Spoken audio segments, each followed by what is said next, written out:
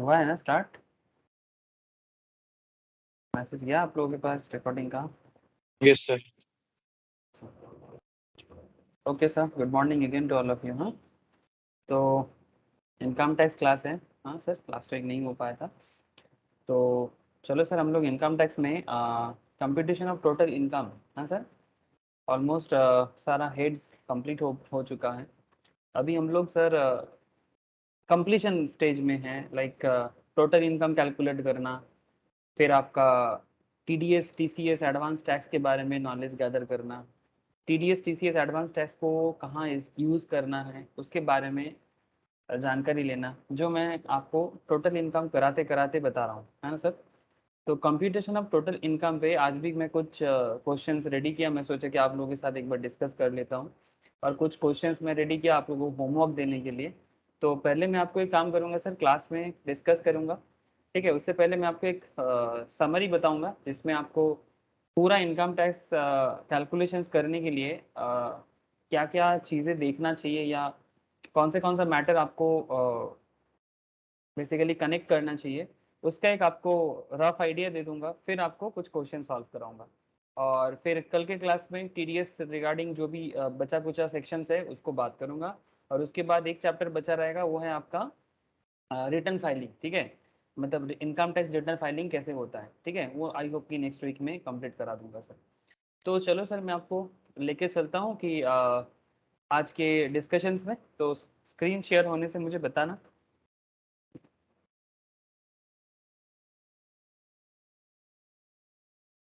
क्या screen share है sir आप लोगों के साथ? प्लीज़ कंफर्म कीजिएगा मुझे थोड़ा। हाँ सर। तो सर ये advance tax deduction at source, introduction of मतलब टीसीएस, ठीक है, कलेक्शन टीसीएस मतलब टैक्स कलेक्टेड एट सोर्स, इसका एक ओवरव्यू आप लोगों को मैंने दिया था सर, मुझे याद है, ठीक है। ये सब सेक्शन का डिस्कशंस मैंने आप लोगों के साथ किया था, ये सब सेक्शन था जहाँ पर आपको मैंने टीडीएस के बारे में बात किया, एडवांस टैक्स के बारे में भी मैंने बात किया, कैसे इसको यूज़ करना है वो भी बताया, लेकिन हाँ कुछ गहराई में बात करना बाकी है, ठीक है, वो मैं करूँगा सर।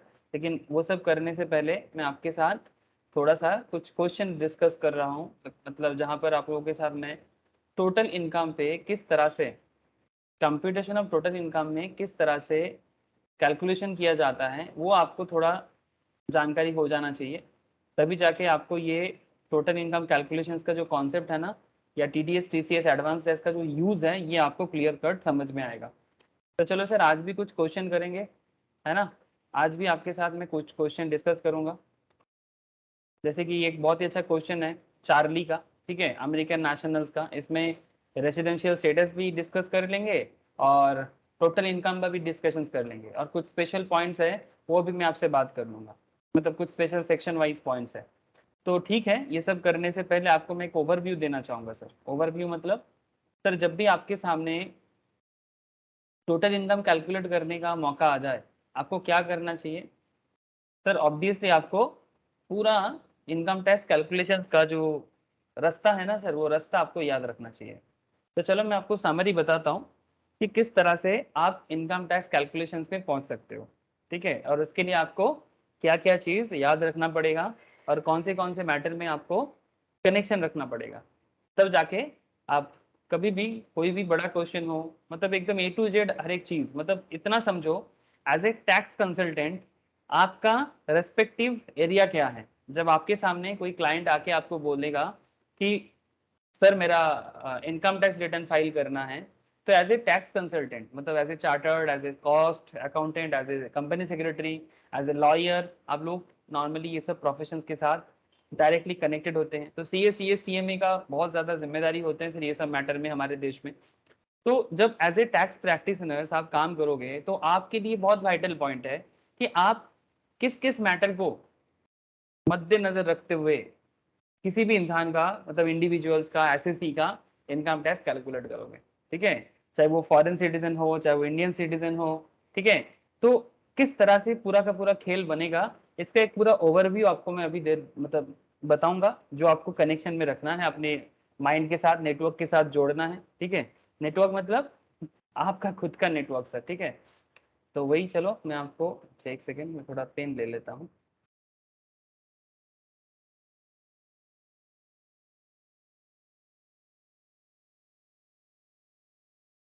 ओके, तो जैसे कि आप देख सकते हो, computation of total income and tax liability of individuals, ठीक है, computation of total income and tax liability of individuals, ठीक है, किसी भी इंडिविजुअल इंसान का टैक्स लायबिलिटी या टोटल इनकम कैलकुलेट करने के लिए आपको किस किस रास्ते से गुजरना होगा।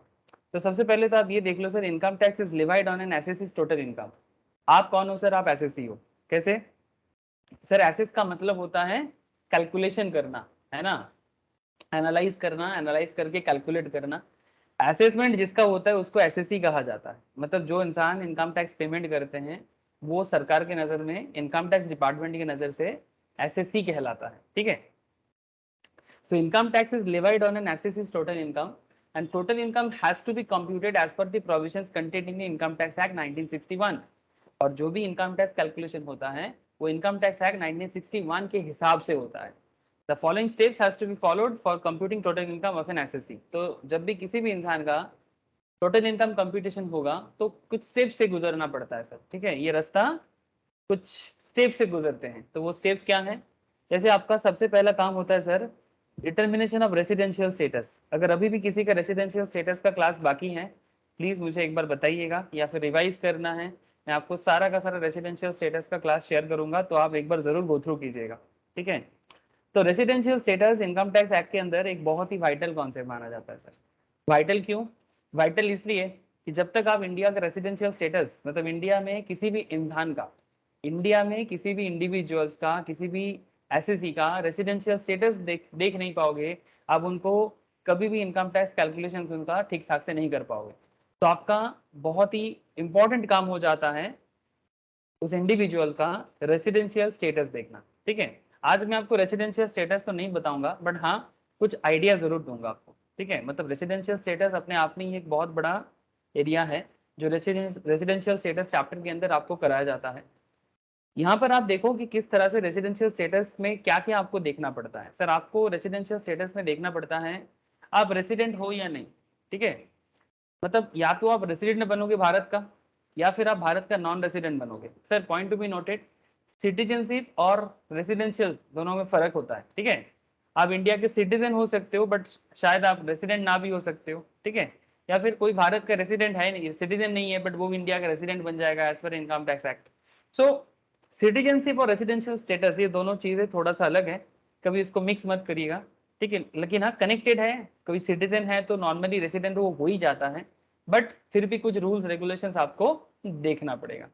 तो जो भी हो, आपको सबसे पहले इनकम टैक्स कैलकुलेशन करने के टाइम पे आप डिटरमाइन करो कि बंदा, ठीक है, बंदा या बंदी जो भी हो, इंडिविजुअल्स, हाँ, वो रेसिडेंट है या नहीं है। जब भी आप रेसिडेंट देखोगे तो सेकंड काम आपका होगा कि वो किस तरह का रेसिडेंट है। एक को कहा जाता है सर ROR और दूसरे को कहा जाता है R-NOR, ठीक है, ROR एंड R-NOR। सर ये ROR कौन होते हैं और R-NOR कौन होते हैं? कौन मुझे बताएगा? कोई तो बताओ सर, ROR किसको बोलेंगे और R-NOR किसको बोलेंगे? Anyone please try to sir comment. Resident আর অর্ডিনারি রেসিডেন্ট আর হচ্ছে রেসিডেন্ট বা নট অর্ডিনারি রেসিডেন্ট। हाँ ठीक है, वो तो तू फुल फॉर्म बोल दिया, मैं बोल रहा हूँ कि कब ROR बोलना है और कब R-NOR बोलना है।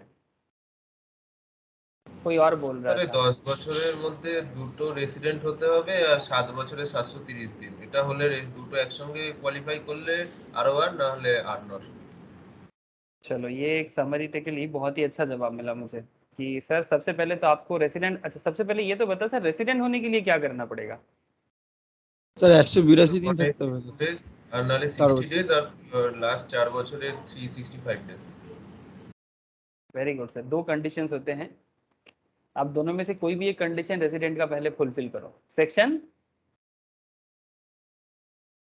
Section 6 subsection 1 thank you sir. Section 6 subsection 1 के तहत अगर आप भारत का रेसिडेंट बनोगे तो उसके लिए आपको क्या फुलफिल करना होता है? आपको सबसे पहले प्रीवियस ईयर में 182 दिन रहना पड़ता है। जैसे कि करंट प्रीवियस ईयर क्या चल रहा है? 21, 22, this is the current previous year going on, है ना। और असेसमेंट ईयर क्या चल रहा है sir, 22, 23, 22, 23। So normally sir assessment year में प्रीवियस ईयर का कैलकुलेशन किया जाता है। तो आप प्रीवियस ईयर में रेसिडेंट थे कि नहीं थे, इसका हिसाब होगा कि आप प्रीवियस ईयर में भारत में 182 दिन थे कि नहीं, ठीक है। इनकम तो किए ही होंगे आप, बट इसके साथ ये भी देखना होगा कि आप भारत में 182 डेज अगर रहते हो तो आप इंडिया का रेसिडेंट कहलाओगे। दूसरा बात ये है कि अगर 182 दिन वाला कंडीशन फुलफिल नहीं होता है तो 60 डेज आपको इंडिया में रहना पड़ेगा, 60 डेज प्रीवियस ईयर में रहना पड़ेगा, मतलब 21-22 में 60 डेज, और उसके पिछला 4 साल में 4 प्रीवियस ईयर में 4 previous year immediately preceding the previous year में कितना दिन, 365 दिन, ठीक है। मतलब या तो आप 182 का कंडीशन फुलफिल करो या फिर 60 एंड 365 डेज का कंडीशन फुलफिल करो, ठीक है। 182 कंडीशन फुलफिल हो जाए तो आप भारत का रेसिडेंट ऐसे ही भी हो जाते हो। लेकिन 182 कंडीशन अगर किसी कारण में फुलफिल नहीं होता है तो दूसरा देखा जाता है कि क्या वो इंडिया में प्रीवियस ईयर में 60 दिन था, एंड उसके साथ साथ क्या वो उससे पिछले 4 साल में भारत में 365 दिन था। अगर ये दोनों कंडीशंस में कोई भी एक कंडीशन फुलफिल हो जाता है तो वो भारत का रेसिडेंट बन जाते हैं। और जैसे ही वो रेसिडेंट बन जाएगा फिर दूसरा काम होता है कि वो ROR है कि R-NOR है ये देखना। अब ROR होने के लिए, जैसे कि तौथा ने बता रहा था, बहुत ही अच्छा बताया, ROR होने के लिए आपके पास 2 कंडीशंस होते हैं। क्या दोनों कंडीशंस का दोनों फुलफिल करना होगा सेक्शन 6 सबसेक्शन 2 के हिसाब से, बोलो साहब।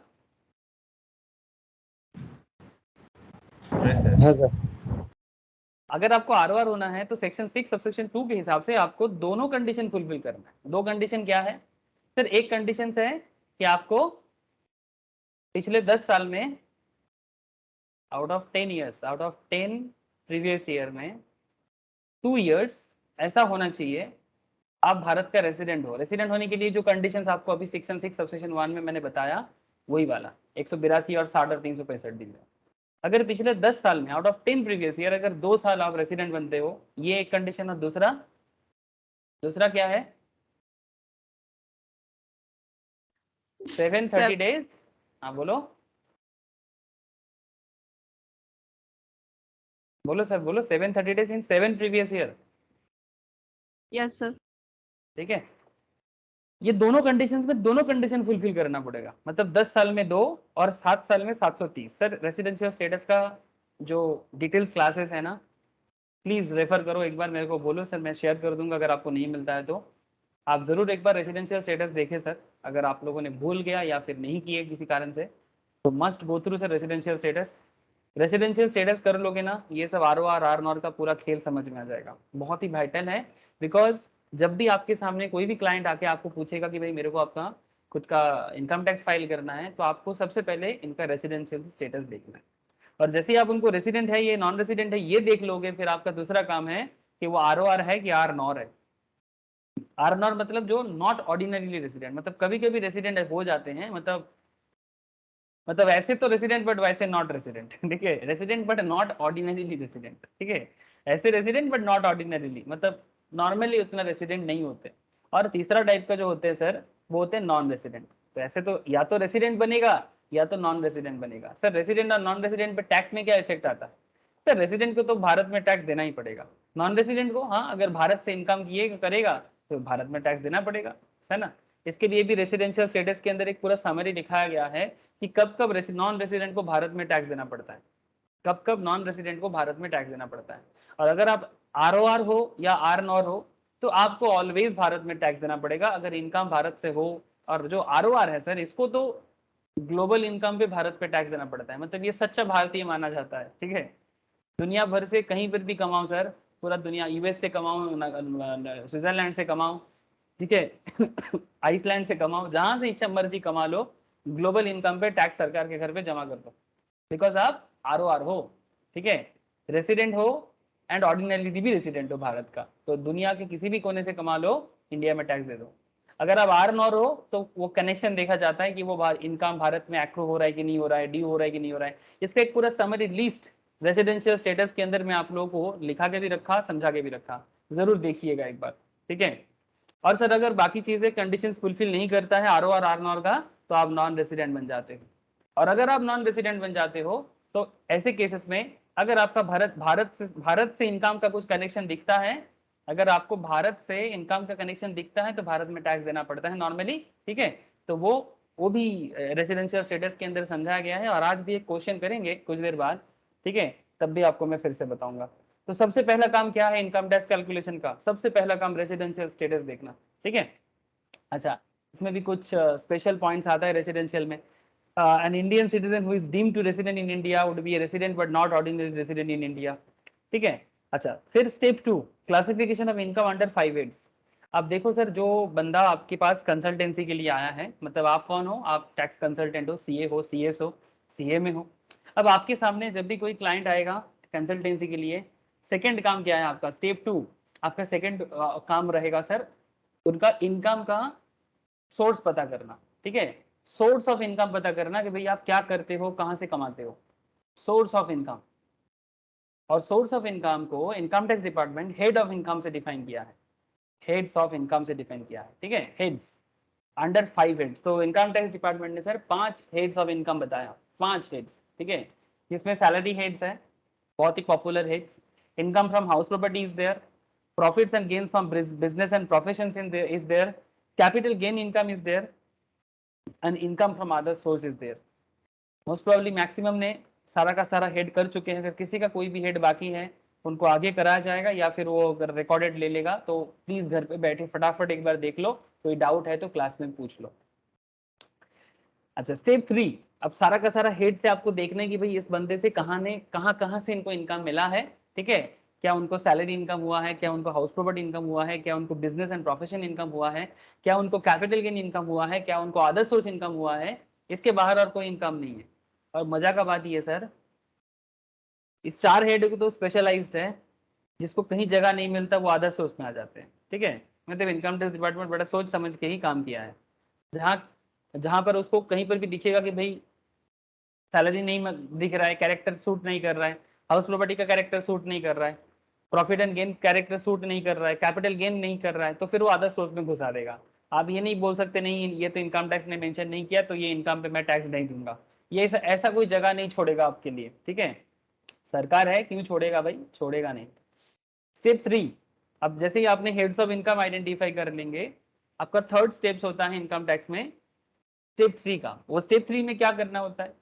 Competition of income under each head. अब हर एक हेड से आपको टैक्स कैलकुलेशन करना है, ईच एंड एवरी हेड आपको टैक्स कैलकुलेशन में बताएगा। तो सबसे पहले आप देखो कि आपने कौन से हेड से, सैलरी से, हाउस प्रॉपर्टी से, बिजनेस प्रोफेशन से आपने कहाँ से कितना कमाया, ठीक है। फिर आप वहां से एग्जेम्पशन दिखाओ, डिडक्शन दिखाओ, ठीक है। सर एक सेकंड होल्ड करो ना, तो एक सेकंड होल्ड करो, मैं भी आता हूँ।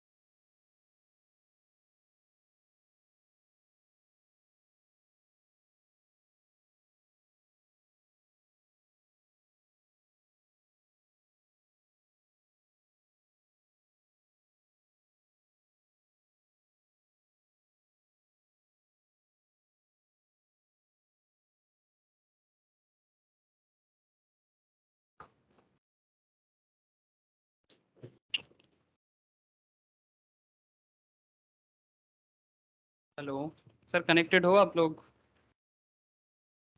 हाँ सर। Okay sir, sorry. अच्छा देखो, तो जैसे ही आपने देख लिया अलग अलग सोर्स से क्या क्या आप कमा रहे हो, तो उसका कैलकुलेशन कर लो ईच एंड एवरी हेड के हिसाब से। और हर हेड का ना अलग अलग एग्जाम्पशंस भी होता है, ईच एंड एवरी हेड को एग्जाम्पशंस भी दिया जाता है। मतलब वो हेड के अंदर, मतलब जब आप सैलरी चैप्टर पढ़े होंगे, जब आप हाउस प्रॉपर्टी पढ़ते हो, जब आप बिजनेस एंड प्रोफेशंस पढ़ते हो, कैपिटल गेन को देखते हो, तो हर एक चैप्टर आपको ईच एंड एवरी हेड पे, मतलब उस मतलब दैट पर्टिकुलर हेड पे आपको अलग से एग्जाम्पशंस एंड डिडक्शंस देगा। तो वो एग्जाम्पशंस डिडक्शंस यूज करके आपको इनकम कैलकुलेट कर लेना चाहिए ईच एंड एवरी हेड से, ठीक है। जैसे सैलरी में एक स्टैंडर्ड डिडक्शंस मिलता है 50,000 का, हाउस प्रॉपर्टी में स्टैंडर्ड डिडक्शंस मिलता है 30,000 का, ठीक है। तो इस तरह का डिडक्शन एग्जाम्पशंस आप देखे होंगे अलग अलग हेड के अंदर, आप देखते होंगे या देखोगे, ठीक है। तो वो आपको हेल्प करता है इनकम कैलकुलेट करने का ईच एंड एवरी हेड में, सैलरी का, बीपी का, कैपिटल गेन का, हाउस प्रॉपर्टी का, ठीक है। फिर आता है स्टेप 4, ठीक है। फिर आता है स्टेप 4। स्टेप 4 में क्या करना है? तो स्टेप 4 में आपको क्लबिंग ऑफ इनकम, मतलब इनकम को जोड़ दिया जाता है। क्या किया जाता है सर? इनकम को, क्लबिंग को रिसेंट में आप लोगों को मैंने करवाया। क्लबिंग में क्या होता है सर? इनकम को जोड़ देते हैं। सर क्यों जोड़ते हैं इनकम को? कोई मुझे बता सकते हो क्लबिंग ऑफ इनकम क्यों किया जाता है? टैक्स बर्डन कम करने की। टैक्स बर्डन कम करने के लिए हम कर जोड़ते हैं या फिर क्लाइंट जोड़ते हैं? मतलब एसएससी को लगता है। हाँ बोलो सर, कोई कुछ कहना चाहते हो बोलो, बोलो सर बोलो। স্যার স্যার যে ইনকাম করতেছে তার মনে হচ্ছে যে এগুলো করলে আরো ইনকাম ট্যাক্স কমে যাবে। ये सर एक्चुअली जैसे मानो कि स्पाउस, स्पाउस मतलब हस्बैंड एंड वाइफ, है ना। हस्बैंड एंड वाइफ, मतलब वाइफ के लिए हस्बैंड एंड हस्बैंड के लिए वाइफ, स्पाउस कहलाते हैं। माइनर चाइल्ड, हाँ सर, माइनर चाइल्ड क्या करते हैं सर? बहुत केस में ऐसा देखा जाता है कि मानो कि घर में जो हस्बैंड है, ठीक है, घर में जो हस्बैंड है वो अपने इनकम को कम करने के लिए वाइफ के नाम पे इनकम शो कर देते हैं। मतलब एक्चुअली वाइफ हाउस वाइफ है, ठीक है। ऐसे देखा जाता है वाइफ जो है वो हाउस वाइफ है, तो हाउस वाइफ का इनकम कहाँ से आएगा? हाउस वाइफ है, घर संभालते हैं, हाँ सर, बहुत बड़ा काम करते हैं, लेकिन इनकम उनके हाथ पे कैसे आएगा? लेकिन वो क्या करते हैं, सपोज हस्बैंड 10 लाख कमाता है, तो हस्बैंड ने क्या किया, 4 लाख इनकम वाइफ के नाम पे दिखा दिया, ठीक है। और वाइफ का टैक्स लाइबिलिटी ऑलमोस्ट नील की तरह हो गया, और हस्बैंड का भी टैक्स लाइबिलिटी कम हो गया। तो कई बार इस तरह का कोशिश चलता है कि वाइफ के नाम पे इनकम दिखा के हस्बैंड अपने इनकम को कम करना चाहता है। आई होप का आप लोगों को याद होगा रिसेंट पास्ट में, मोस्ट प्रोबेबली ज़्यादा दिन नहीं हुआ, मैंने अमिताभ बच्चन, जया बच्चन के एग्जाम्पल के थ्रू से आपको क्लबिंग ऑफ इनकम समझा रहा था, है ना। माइनर चाइल्ड में अभिषेक बच्चन का इनकम को दिखा रहा था कि माइनर चाइल्ड का इनकम नॉर्मल तौर पे उसके हाथ पे टैक्स मतलब क्लब्ड हो जाते हैं, बट हाँ अगर वो स्पेशल टैलेंट के थ्रू से हो रहा है तो डायरेक्ट उनके हाथ पे भी टैक्सेबल होता है। ये सब डिस्कशंस क्लबिंग ऑफ इनकम पे मैंने रिसेंटली करवाया सर, कुछ वीक पहले, ठीक है। तो क्लबिंग ऑफ इनकम आपको 4 स्टेप्स में देखना है, एंड फिर आपको मैंने सेट ऑफ कैरी फॉरवर्ड दिखाया, ठीक है। टोटल इनकम कैलकुलेट करने के लिए set of carry forward, set of current year losses and broad forward losses. इसमें क्या होता है, आपको किसी एक हेड में लॉस है, ठीक है। हेड लॉस मतलब सर 2 तरह का होता है बात, एक होता है इंट्रा हेड और एक होता है इंटर हेड, ठीक है।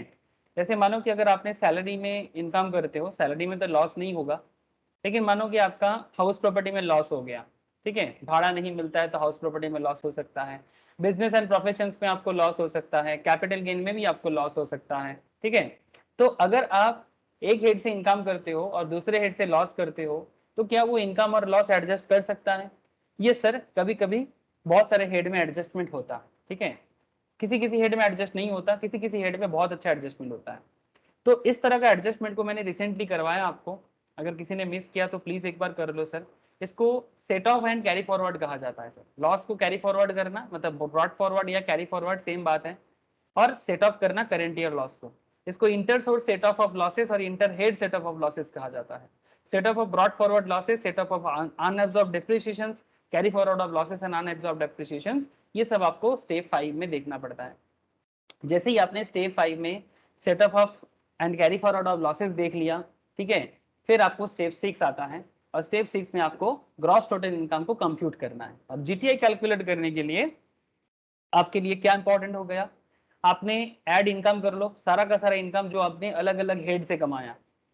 अगर आपने सैलरी कमाया, अगर आपने हाउस प्रॉपर्टी इनकम किया, अगर आपने सीजी इनकम मतलब कैपिटल गेन इनकम किया, बीएनपी मतलब बिजनेस प्रोफेशन इनकम किया, या फिर आईफोस मतलब अदर सोर्स इनकम किया, जो भी हेड से इनकम है उसको ऐड करो, फिर क्लबिंग को अप्लाई करो, फिर apply the provisions for set off and carry forward of losses. ये सब अप्लाई करने के बाद जो इनकम आपको दिखेगा वो आपके लिए जीटीआई बनेगा। जीटीआई मतलब ग्रॉस टोटल इनकम। अब जैसे ही आपका जीटीआई बन जाता है ना सर, अब आपको डिडक्शंस अप्लाई करना है। ये भी मैंने रिसेंट पास्ट में कराया है ना।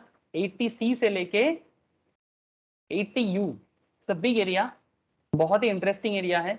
और टैक्स मैनेजमेंट में या फिर टैक्स प्लानिंग में एक बहुत बड़ा मतलब कारीगर होता है सर। टैक्स प्लानिंग में बहुत हेल्पफुल एक कॉन्सेप्ट है कि आपको टैक्स प्लानिंग में हेल्प करता है। 80C से 80U चैप्टर 6A के अंदर बोला गया है, जहां पर अलग अलग डिडक्शंस आपको मिलता है। और वो डिडक्शंस कहां से देना है आपको, जीटीआई से देना है। Deductions in respect of certain payments, कुछ पेमेंट करोगे तो सरकार आपको डिडक्ट कर देगा जीटीआई से, कुछ इनकम करोगे तो सरकार आपको डिडक्शन कर देगा जीटीआई से। ठीक है, जैसे सेविंग्स इंटरेस्ट अप टू 10,000, ठीक है, सीनियर सिटीजन के लिए थोड़ा ज्यादा। Deduction in respect of other incomes, कुछ अदर इनकम भी आपको डिडक्ट करने को मौका मिलता है। ये सब डिटेल्स में मैंने करवाया कुछ ही दिन पहले। एंड कुछ अदर डिडक्शंस भी एप्लीकेबल होते हैं। तो ये हो जाता है स्टेप 7। अब स्टेप 7 में जैसे ही आपने डिडक्शंस कर दिया जीटीआई से, फिर आता है स्टेप 8। और स्टेप 8 में आपका काम क्या है, कंप्यूटेशन ऑफ टोटल इनकम, जिसमें आपको जीटीआई से माइनस करना है डिडक्शंस और उसको राउंड ऑफ करना है of the nearest multiple of 10। ठीक है, नियरेस्ट मल्टीपल ऑफ 10 मतलब जो भी मतलब राउंड ऑफ करने का सिस्टम में आपको क्वेश्चन करा के दिखा दिया सर। ठीक है, स्टेप 9 आएगा सर। स्टेप 9 में अभी आपको टैक्स लायबिलिटी देना है। ध्यान से देखो सर, स्टेप 9 में आपको टैक्स लायबिलिटी देना है। टैक्स लायबिलिटी जो ट्रेडिशनल रेट है वो देख लो थोड़ा। ठीक है, ये ट्रेडिशनल रेट है।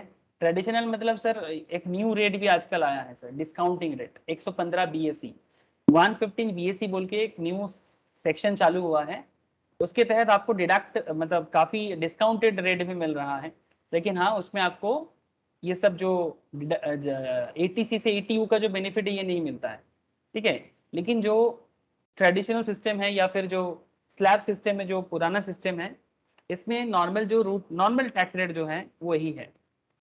ये आपको याद रखना है सर। इसमें याद रखने के टाइम पे आपको और 2-3 चीज याद रखना पड़ेगा। पहला बात है आपका एज क्या है, मतलब जिस जिस पर्टिकुलर इंडिविजुअल का आप टैक्स लायबिलिटी कैलकुलेट करोगे उनका एज देखना भी आपका एक बहुत बड़ा काम है। ठीक है, कि अगर एज बिलो 60 का है तो हिसाब एक होगा, अगर एज बिलो 60 नहीं, 60 से ज़्यादा 80 से कम, तो हिसाब थोड़ा चेंज हो सकता है।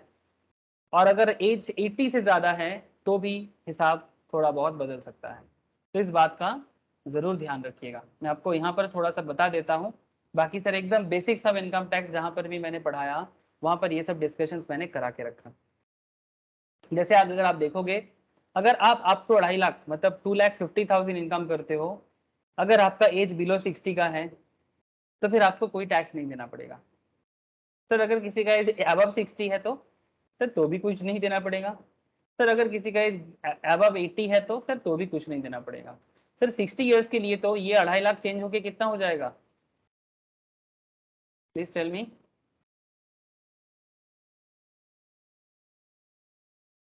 बेसिक एग्जाम्पशन लिमिट कहते हैं इसको। अगर आपका एज 60 साल से 3 ज्यादा लाख। है तो ये 2.5 लाख चेंज होके 3 लाख हो जाएगा। अगर आपका एज 80 से ज्यादा है तो फिर आपके लिए बेसिक लिमिट क्या हो जाएगा, बोलो sir. 5 lakh. 5 lakh. Thank you sir.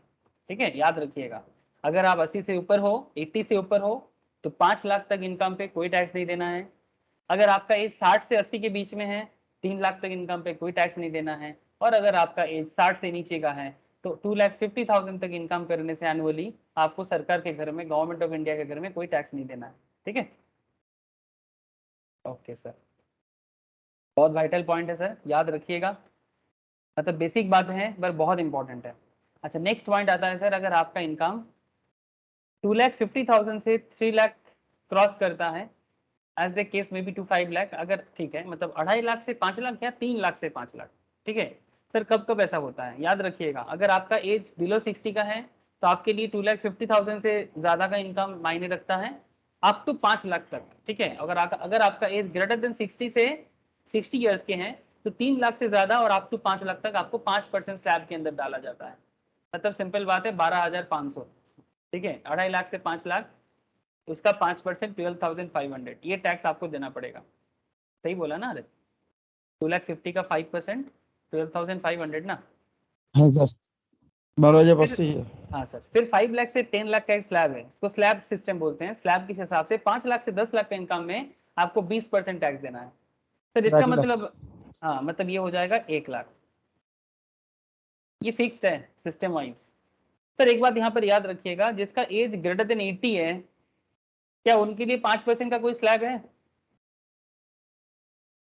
ना सर, याद डायरेक्ट रखिएगा, 20%। ठीक है याद रखिएगा। बहुत बार क्या होता है सिली मिस्टेक हो जाते हैं, हम लोग 5 याद रखते हैं और एज ख्याल नहीं करते, एज को इग्नोर कर देते हैं और आप हाँ बोलो। স্যার যদি ধরুন স্যার এই জাস্ট ইনকাম ট্যাক্স ফাইলিং হবে কিন্তু স্যার মানে সে রেসিডেন্ট না, তাহলে সেই ক্ষেত্রে তো তার তো মানে এই ইনকাম ট্যাক্স ফাইলিং তো হবেই না সেই ক্ষেত্রে। नहीं क्यों नहीं होगा वेट बताता हूँ रुक जा। तुम अगर भारत से कमाओगे तो इनकम तो आपको देना पड़ेगा, टैक्स तो देना पड़ेगा आपको, क्यों नहीं होगा? इंडिया স্যার से তাহলে এটা इंडिया 60। हाँ बोल। স্যার এখানে সেদিনকে স্যার পরীক্ষা একটা কোশ্চেন দেখলো যে 62 ইয়ার্স বলেছিল, আর বলেছিল যে নন রেসিডেন্ট, তাহলে সেই ক্ষেত্রে স্যার এই রেটটা ক্যালকুলেশন করতে বলেছিল। कौन रेट कैलकुलेशन करते हो? মানে এই ইনকামের এই রেট ক্যালকুলেশন ওখানে বলে দিয়েছিল যে টোটাল ইনকাম এত, দিয়ে সেখান থেকে বলেছিল যে মানে 115 বিএসসি নালে নরমাল রেটে যেন একটা দিয়ে বের করতে হবে রেটটাকে। তো সেক্ষেত্রে ওর ক্ষেত্রে 60 বছর বা 80 বছরের যে এক্সাম্পশন গুলো ওগুলো অ্যাপ্লিকেবল হবে হবে না, 2.5 লাখ না 2.5 লাখ পেরালেই ওকে ট্যাক্স 2.5 দিতে লাখ হবে। হবে তো স্যার, 2.5 লাখের এদিয়েই তো হবে। हाँ 2,50,000 क्रॉस करते ही उसको टैक्स देना पड़ेगा, ঠিক আছে স্যার, তাহলে ওটা স্যার ঠিকই করেছিল। ठीक है। ये भी मैंने सॉल्व करा के रखा है, ऐसा भी एक क्वेश्चन कराया था मैंने, मुझे याद है। एज वाइज হ্যাঁ टैक्स স্যার स्लैब सॉल्व कराया था। করিয়েছিলেন স্যার, এর আগের দিন করিয়েছিলেন। ओके तो 5%, 20% एंड अगर आपका इनकम 10 लाख से ज्यादा होता है तो आपको 30% टैक्स देना पड़ता है, ठीक है।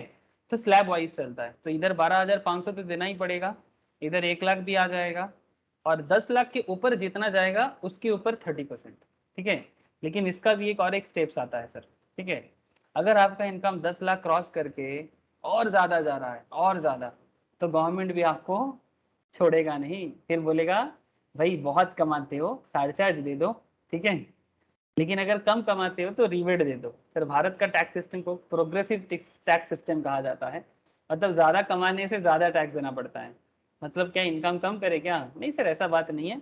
गवर्नमेंट ऑफ इंडिया का कहने का मतलब बहुत सिंपल है कि ज्यादा कमाओ तो ज्यादा टैक्स दो, ठीक है, और कुछ नहीं। सारचार्ज एंड रिबेट का कॉन्सेप्ट आता है। सारचार्ज कब देना पड़ता है? सारचार्ज का मतलब क्या होता है ये जान लो सर। सारचार्ज का मतलब होता है एक्स्ट्रा टैक्स, सिंपल, ठीक है। रिबेट का मतलब होता है छूट, ठीक है। मतलब क्या बोलेंगे, रिबेट या एग्जेम्प्ट कर देना या फिर छूट दे देना, डिस्काउंट देना, ये डिस्काउंट बोल सकते हो आप। रिबेट मिलना डिस्काउंट मिलने की तरह होता है। तो सारचार्ज में एक्स्ट्रा टैक्स, रिबेट में डिस्काउंट टैक्स, मतलब डिस्काउंट कर देते हैं। तो क्या होता है आपको समझाते हैं सर, याद रखना पड़ेगा आपको। सर अगर आपका इनकम 10 लाख क्रॉस करके और अबव लेवल में जा रहे हैं तो आप याद रखिएगा, अगर आपका इनकम 50 लाख क्रॉस करता है बट 1 करोड़ से नीचे, ग्रेटर देन 50 लाख, अच्छा 10 लाख क्रॉस करके कब तक जा रहे हैं सर? अगर अप टू 49,99,999 ऐसा कुछ होता है ना तो आपको कोई चार्जेस नहीं देना पड़ेगा। बट जैसे ही आपका इनकम 50 लाख क्रॉस कर जाएगा, 1 करोड़ से कम में रहेगा, आपको चार्जेस देना पड़ेगा 10% ऑफ इनकम टैक्स, ठीक है। ये सिस्टम भी आपको calculation basic of income tax class में मैंने करा के रखा कि कैसे चार्जेस कैलकुलेशन होते हैं, ठीक है। अगर नहीं किए तो प्लीज आप जरूर वो वाला क्लास देखें। अगर नहीं पता चल रहा है आपको तो आप मुझे बताएं, मैं आपको चार्जेस कैलकुलेशन का क्लास शेयर कर दूंगा। सर अगर आपका इनकम 1 करोड़ क्रॉस करता है और 2 करोड़ के नीचे है, ठीक है, 2 crore less than equals to 2 crore है, तो आपको 15% चार्जेस देना पड़ेगा। अगर आपका इनकम 2 करोड़ क्रॉस कर रहा है और 5 करोड़ से नीचे है या इक्वल्स है, आपको 25% चार्जेस देना पड़ेगा। अगर आपका इनकम 5 करोड़ क्रॉस करके जाते हैं सर, आपको 37% ऑफ इनकम टैक्स सरचार्ज के रूप में देना पड़ता है। ठीक है सर, ये बात थोड़ा सा आप याद रखिएगा। इट बी नोटेड दैट ये जो एनहांस सरचार्ज ऑफ 25% और 37% will not apply in respect of dividend income, long term capital gain taxable under section 112A and short term capital gain under section 111A। ठीक है, for detail surcharge table see page 8.12 and 8.14 जो मैं आपको already note share किया, छोड़ो इसको अभी, या फिर टोटल इनकम का नोट शेयर करेंगे तो उसके अंदर भी आपको दिख जाएगा। अच्छा, रिबेट का केस क्या है सर? रिबेट याद रखिएगा कि अगर आपका इनकम 5 लाख के अंदर आता है सर, याद रखिए सर, हाँ मतलब ये लोअर मिडिल क्लास के लिए है। ठीक है, अगर आपका इनकम 5 लाख के अंदर आता है तो आपको 12,500 का रिबेट मिल जाता है। मतलब ऐसे ही तो आपको 2.5 लाख तक देना नहीं पड़ता, बट अगर आपका इनकम 5 लाख तक जाता है ना तो 12,500, मतलब अगर ऐसा देखा जाए ना तो স্যার তো आप নীল हाँ बेसिकली यही है सर। 12,500 বানিয়ে দিল। मतलब बेसिकली आपको अप टू 5 लाख हमारे देश में कोई टैक्स नहीं देना पड़ता।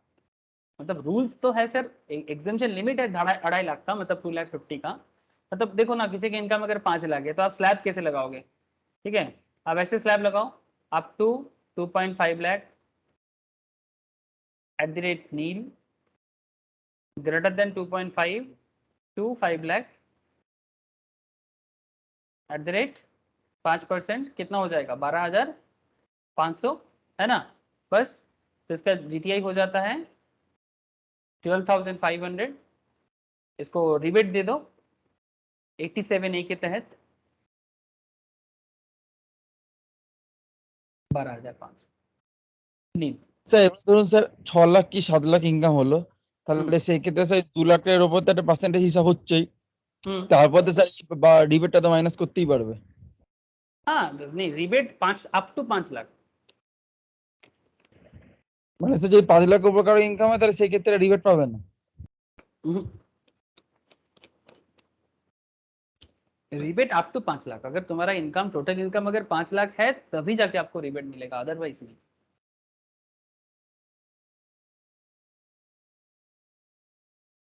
हो जाएगा। लो समझ में आ रहा है सर सबको? प्लीज बताओ मुझे थोड़ा।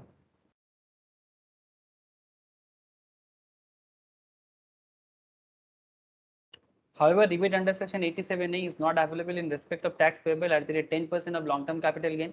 Long term capital gain normally 20% का होता है, बट अगर आप लॉन्ग टर्म कैपिटल गेन 20 की जगह 10% का डिस्काउंटिंग रेट लेते हो, ठीक है, जो अंडर सेक्शन 112A के तहत है, तो इन दैट केस आपको रिबेट नहीं मिलेगा। मतलब जब जब आप डिस्काउंटिंग रेट यूज करोगे आपका रिबेट छूट जाएगा।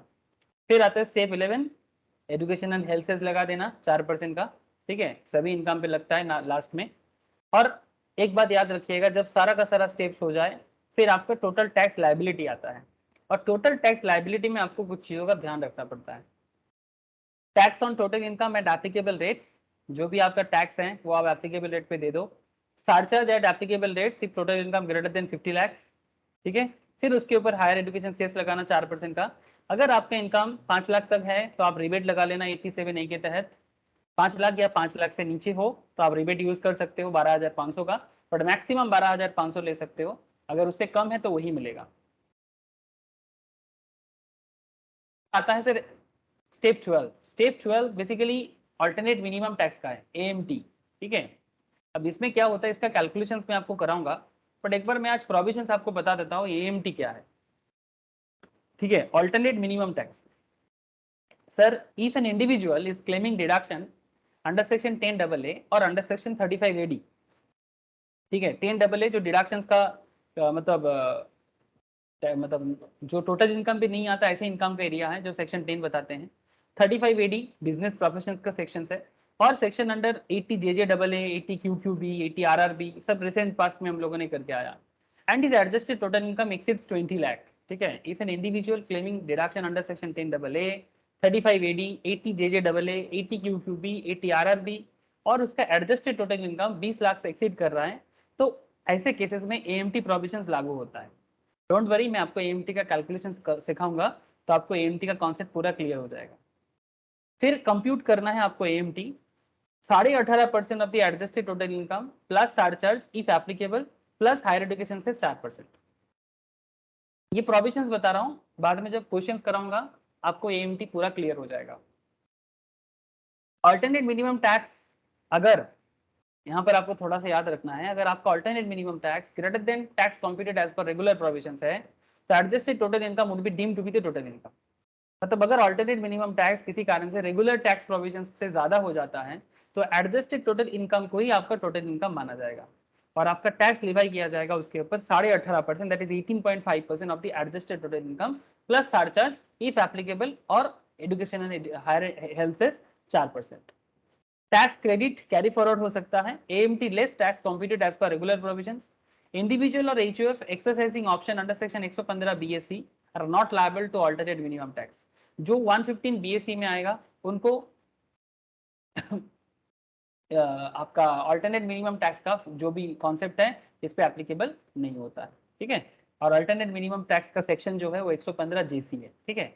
बट डोंट वरी, ये जो 115 ये जो अल्टरनेट मिनिमम टैक्स के बारे में मैंने आपको बोला अभी, ठीक है, ये तभी नॉर्मली एप्लीकेबल होते हैं अगर किसी ने 10AA में डिडक्शंस लेता है, 35AD में डिडक्शंस लेते हैं, सेक्शन 80JJAA में डिडक्शंस लेते हैं, 80QQB में डिडक्शंस लेते हैं, 80RRB में डिडक्शंस लेते हैं, तभी AMT लगता है, अदरवाइज AMT का इस्तेमाल नहीं होता है।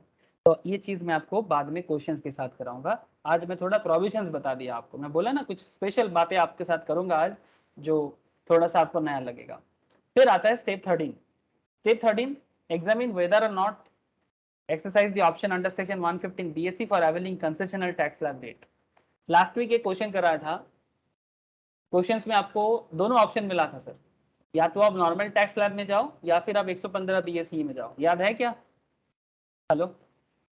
और आपने देखा था 115 BSc में आपको बेनिफिट मिला था, तो इसलिए आप लोगों ने 115 BSc को ही टैक्स लायबिलिटी मान लिया था। ये सर नो लास्ट वीक ही कराया था, है ना?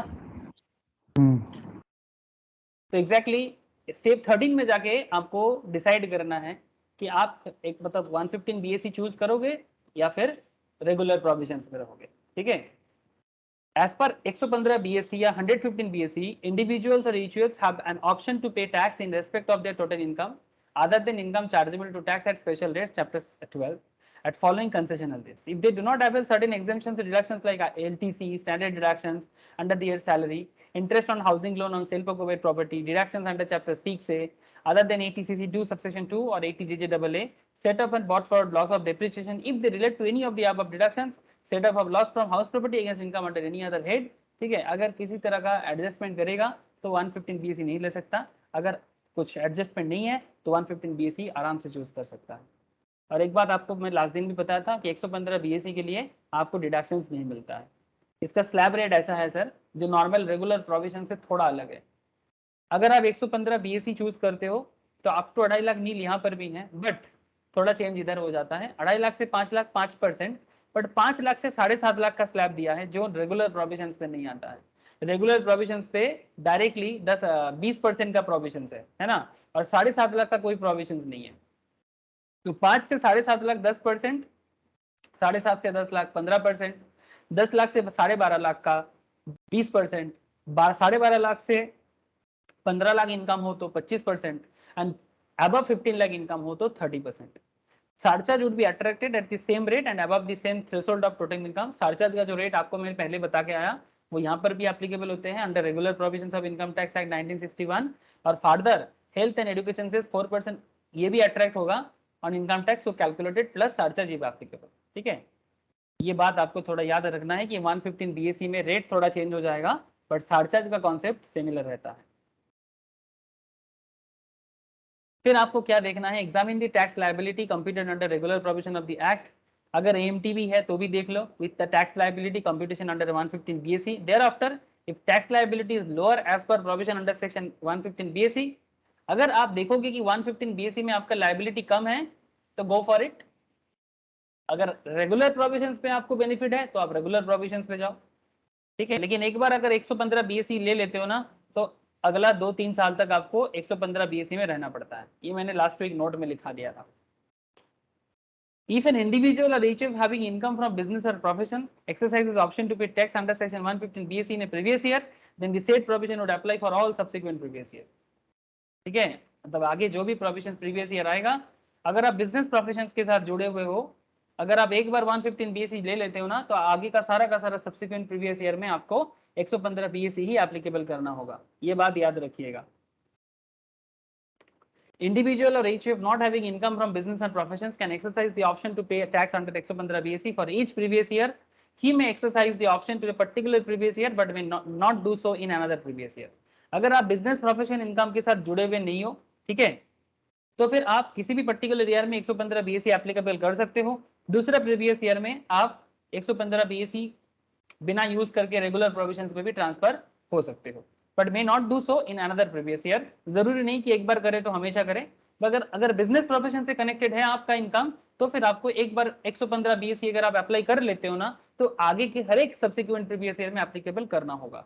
बट अगर आपका बिजनेस प्रोफेशन से इनकम जुड़ा हुआ नहीं है, देन इन दैट केस आप पर्टिकुलर प्रीवियस ईयर में 115 बीएसई चूज कर सकते हो एंड अनदर प्रीवियस ईयर में आप ना भी चूज कर सकते हो, depending on whether or not exercising the option is beneficial to him in the respective previous year. अगर आपको बेनिफिट नहीं मिलता है 115 बीएसई में, then don't go for it, go for regular provisions. फिर आता है स्टेप 14। अब यहाँ पर आपका कुछ टीडीएस, टीसीएस और एडवांस टैक्स है, तो देख लो। नेट टैक्स लायबिलिटी देने से पहले टोटल टैक्स लायबिलिटी से टीडीएस को हटाओ, क्योंकि टीडीएस आपका टैक्स ही है जो आपने पहले दे के रखा, टीसीएस भी आपका टैक्स है जो आपने पहले काट के रखा, और एडवांस टैक्स पेड भी आपका टैक्स ही है जो आपने पहले दे करके रखा, जो मैंने आपको लास्ट वीक ऐसे क्वेश्चन कराया था। तो टीडीएस, टीसीएस, एडवांस टैक्स अगर आपने प्रीवियसली दे के रखा, तो टोटल टैक्स लायबिलिटी से उसको हटाओ, तब जाके आपको नेट टैक्स लायबिलिटी मिलेगा। मतलब अगर कोई भी टैक्स आपने पहले दे के रखा है in the name of TDS, in the name of TCS, in the name of advance tax, then you must deduct that. And फिर आता है step 15, that is tax payable और tax refundable। अब देखो सर, स्टेप 15 में आपको क्या बताया जाता है, net tax liability should be rounded off to the nearest multiple of ₹10। ठीक है, नियरेस्ट मल्टीपल, अगर 5 के इस पार है तो नीचे वाला मल्टीपल ले लो, ठीक है, मतलब 70, 71 है तो 70 ले लो, 79 है तो 80 ले लो, ठीक है, मल्टीपल ऑफ 10 कर दो। ठीक है, ये सिस्टम होता है इनकम टैक्स डिपार्टमेंट का। Net tax liability should be rounded off, बहुत जरूरी बात है। Second point, assessee has to pay amount of tax payable called self assessment tax at the time of filing of the return. Return filing के time पे अगर आप self assessment tax पे किए, ठीक है, if any refund is due, अगर कोई रिफंड है तो गवर्नमेंट आपको रिफंड करेगा। SSC will get the same after filing the return of income. आपको रिफंड तभी मिलेगा जब आप रिटर्न फाइल कर दोगे। रिटर्न फाइल चैप्टर में इसका डिटेल्स पढ़ूंगा मैं आप लोगों के साथ, ठीक है, कि किस तरह से रिटर्न फाइलिंग होता है और उसका क्या क्या प्रोविजन एप्लीकेबल है। ठीक है, बाकी तो कंप्यूटर में बस सॉफ्टवेयर में रिटर्न फाइल हो जाता है सर, 2 मिनट का खेल है। बट अगर आपको रूल्स पता है, सॉफ्टवेयर यूज करना चुटकी का खेल है सर, चुटकी का खेल है। ठीक है, अब जब भी रिटर्न फाइलिंग सीखोगे, आजकल तो CS, CS, CMA इंस्टीट्यूट, तीनों इंस्टीट्यूट रिटर्न फाइलिंग का ट्रेनिंग प्रोवाइड कर रहे हैं सर। आप लोगों का जो भी IT ट्रेनिंग होता है ना, वहां पर आपको सिखाया जाता है। सो रिटर्न फाइलिंग करना is a very simple thing, but you must know the rules, okay, जो आपको मैं रिटर्न फाइलिंग चैप्टर के अंदर नेक्स्ट चैप्टर में कराऊंगा। तो अगर आपको सरकार के घर में कुछ जमा करना है तो पे कर दो, अगर रिफंड मिलेगा तो सरकार आपको रिफंड कर देगा। लेकिन सारा का सारा खेल होगा रिटर्न फाइल करने के टाइम पे या रिटर्न फाइल करने के बाद। तो सर 15 स्टेप्स है इनकम टैक्स का, बोलो सर क्लियर हुआ? यस और नो? लंबा रास्ता है ये कंप्लीट स्टेप्स है जहां से आप किसी भी इंसान का कैलकुलेशन कर सकते हो। मतलब अगर किसी ने अभी तक बहुत सारा मतलब बाकी सारा चैप्टर नहीं पढ़ा है, उनको भी पता चल गया कि उनको किस किस मैटर पे नॉलेज लेना बाकी है, या उनको छूट गया है, या फिर उनको उसको रिवाइज करना चाहिए। सारा का सारा एरिया आपने कवर कर दिया। इनकम टैक्स में आपको ये सब एरिया कवर करना है, तभी जाके आप इनकम टैक्स में मास्टरी हासिल कर लोगे। बोलो सर, हाँ ना, कुछ तो बोलो। हाँ सर। क्या सिर्फ संपद को ही समझ में आया, बाकी किसी को नहीं? সেটা জানি না স্যার। नहीं, बाकी सबका भी हाँ ना सुनना चाहता हूँ, और कुछ नहीं। बोलो। है सर। तो ताता, रोशनी, हाँ सर। ज्योति, ओके, इनकी, प्रियाक्षी, है दादा। अभिषेक, समझ में आ रहा है सर सबको? नील, स्नेहाशीष, बोलो sir. Shali Shamanvita, tell me sir.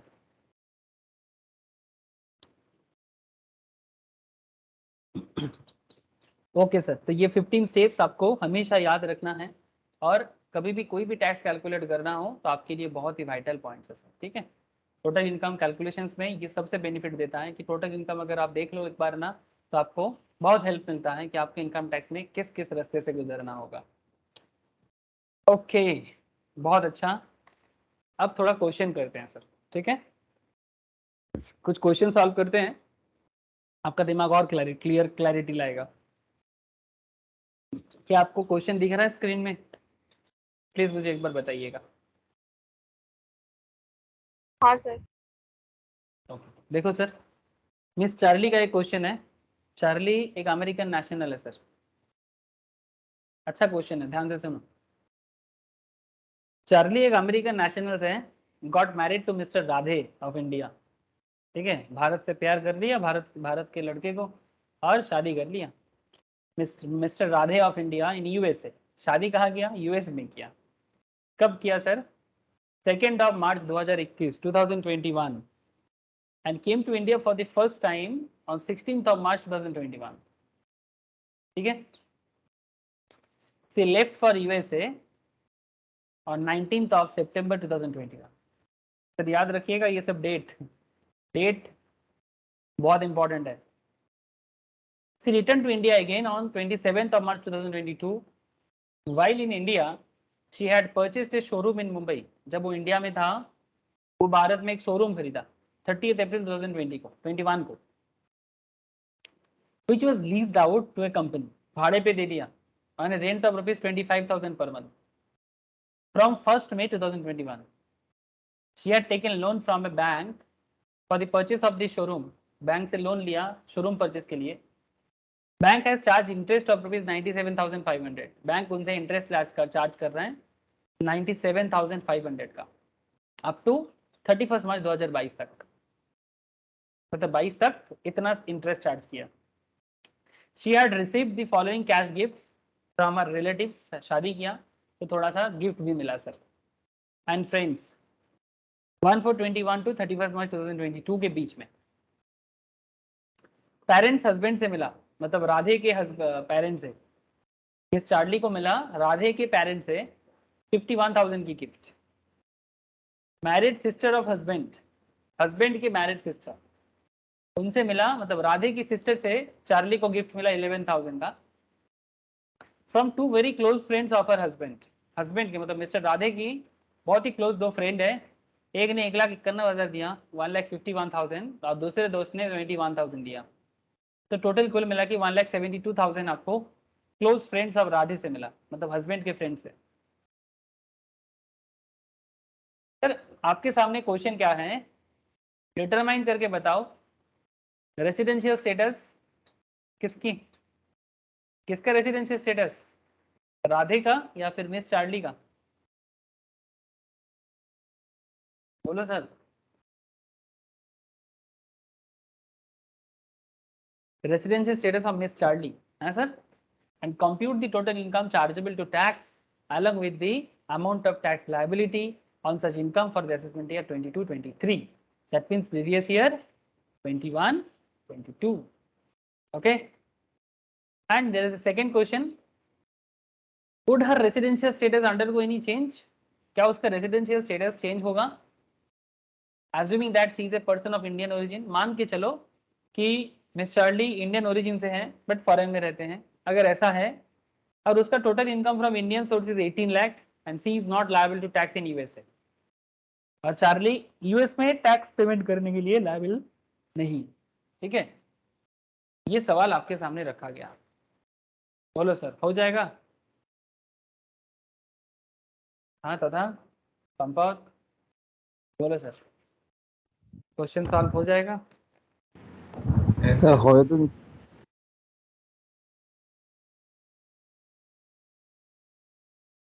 चलो सर लेट्स ट्राई, कोशिश जारी रखते हैं, प्रॉब्लम को सॉल्व करने की कोशिश करते हैं। दोनों चीज पूछा है, रेसिडेंशियल स्टेटस भी पूछा है और टैक्स लायबिलिटी भी पूछ लिया, मतलब सारा चीज देखना पड़ेगा। चलो मजा आएगा।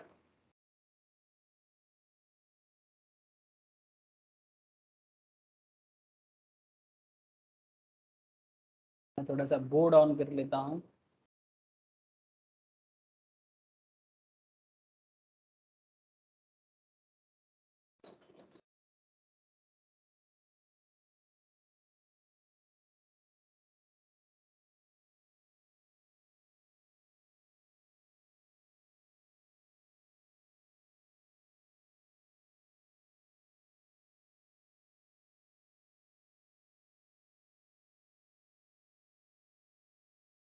Yes sir. तो मुझे प्लीज बताओ सर, आप सबसे पहले क्या देखेंगे, बोलो।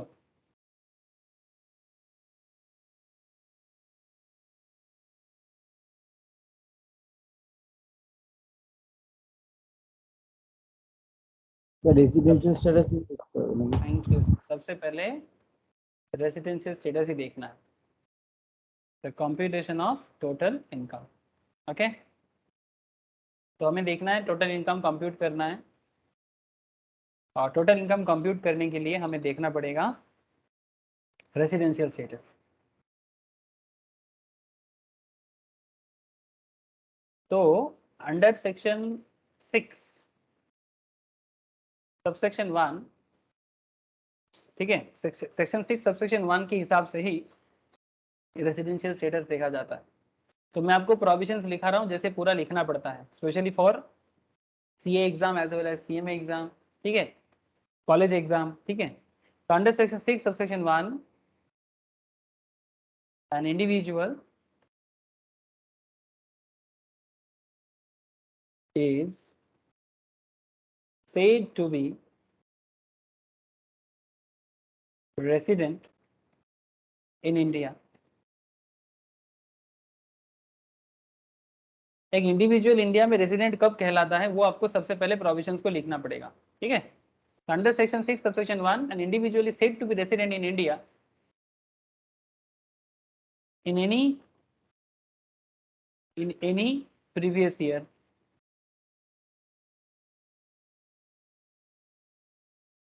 if he or she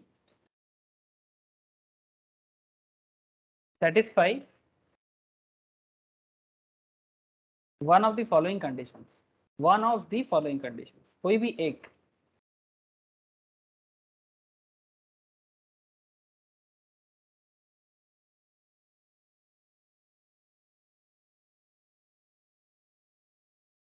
कोई भी एक कंडीशन फुलफिल करना होगा sir. Point 1, he or she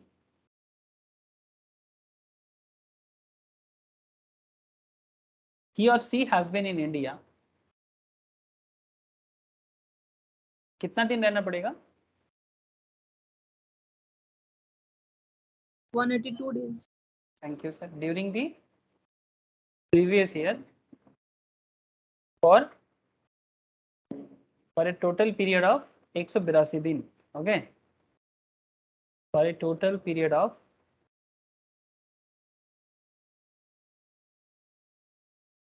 182 days, या फिर उससे ज्यादा और मोर। और या तो ये कंडीशन फुलफिल कर लो, या फिर कंडीशन 2। कंडीशन 2 क्या बताता है? he or she has been in India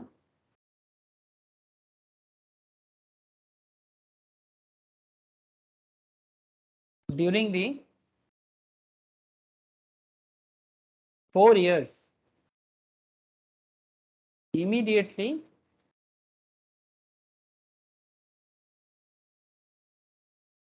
preceding the previous year।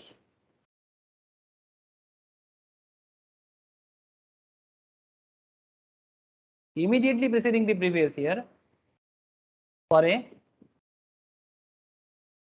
total period of कितना दिन?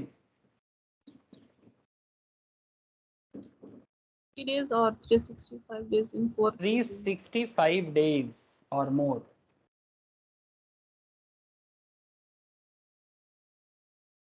मतलब पिछला 4 साल में आप भारत के अंदर 365 दिन या उससे ज्यादा अगर रहते हो and has been in India for at least 60 days in the previous year. ये हुआ प्रोविजंस, ठीक है, ये हुआ पहला, दोनों प्रोविजंस। तो या तो आप पहला वाला फुलफिल कर दो या तो आप दूसरा वाला फुलफिल कर दो। अगर ये दोनों में से कोई भी एक फुलफिल हो जाता है तो आप क्या बन जाओगे, आप रेसिडेंट बन जाओगे, ठीक है। तो अब देखना ये है कि क्या ये रेसिडेंट बनता है या नहीं। If an individual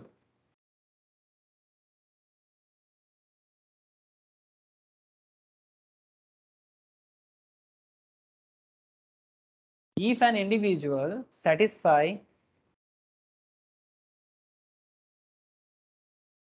any one condition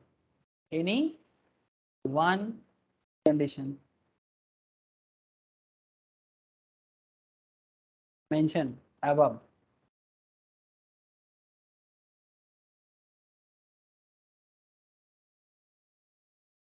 he or she is a resident, तो क्या सर आप लोगों को क्या लगता है, क्या ये रेसिडेंट बनेगा?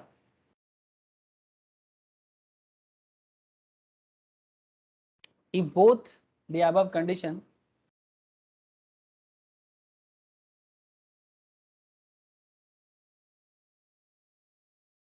not satisfied, if both the above condition not satisfied, the individual is called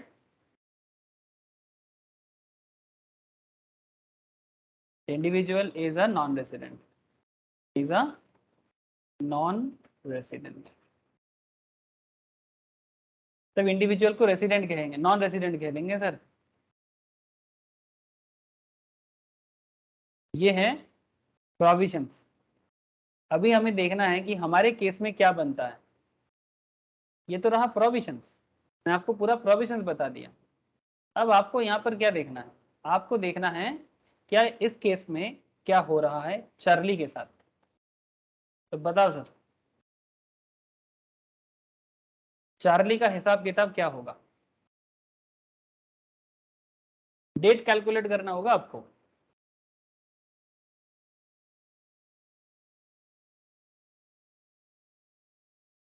हाँ सर, तो चलो सर मैं आपको चार्ली का 182 डेज नहीं होगा, फुलफिल नहीं कर पाए। कितना दिन होगा, कितना दिन होगा सर 177 আসছে। 177 आ रहा है, बाकी का कितना आ रहा है वो भी बता दो सर। चौथा का 177 आया, मुझे सही लग रहा है, बाकी सब भी बताओ कितना आ रहा है।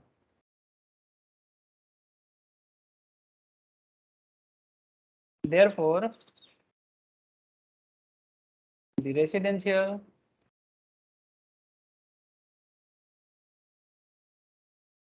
status of Miss Charlie, residential status of Miss Charlie, an American national,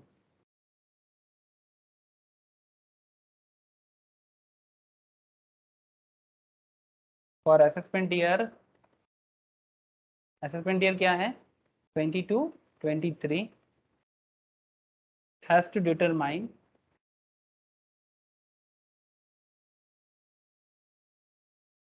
on the basis of her stay in India, on the basis of her stay in India। तो वो भारत में कितना दिन रह रहा है during previous year, during the previous year,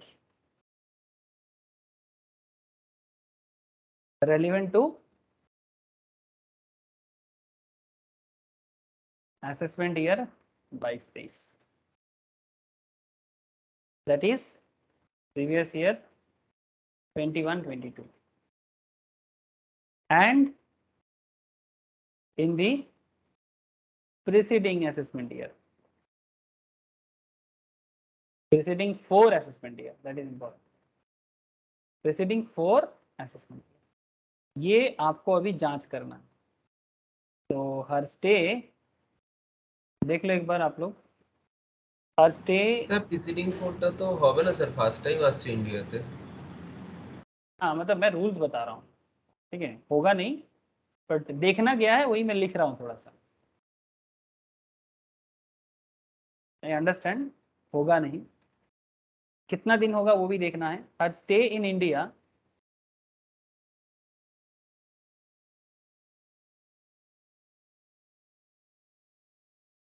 during previous year 21-22 and in preceding 4 years, मतलब कितना होगा वो भी तो बताना है, 0 होगा, 5 होगा, 10 होगा, preceding 4 years। कैलकुलेशन नीचे दिखाता हूँ, चलो ओके। प्रीवियस ईयर सॉरी 21-22 कब आ रहा है सर इंडिया में?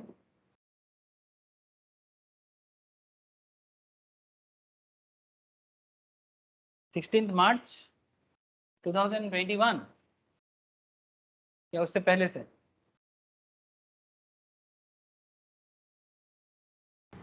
স্যার 16 এ আসছে, শুরুতে এপ্রিল থেকে হবে।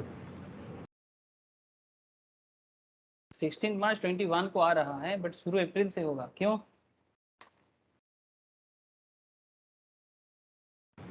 স্যার 21-22 না? 21-22 यस। हाँ बोलो सर। ईयर एंडिंग होने वाला है ना, इसलिए।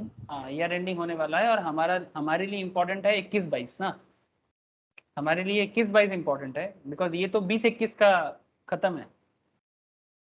31 मार्च जो है, very good sir, good analysis, 31 मार्च 2021 जो है ये तो एक्चुअली 2021 का पार्ट है, लेकिन हमारे लिए इम्पोर्टेंट है तो 21-22 जो स्टार्ट हो रहा है 1 अप्रैल 2021 को, तो हम लोग वही डेट को अपनाएंगे। Yes very good sir, very good. तो आ तो रहा है 16 मार्च को बट हमारे लिए इम्पोर्टेंट है 1 अप्रैल। Very good sir. तो प्रीवियस ईयर 21-22 के लिए जो डेट इंपॉर्टेंट है वो है 1/4/2021। अच्छा कब तक रह रहा है सर?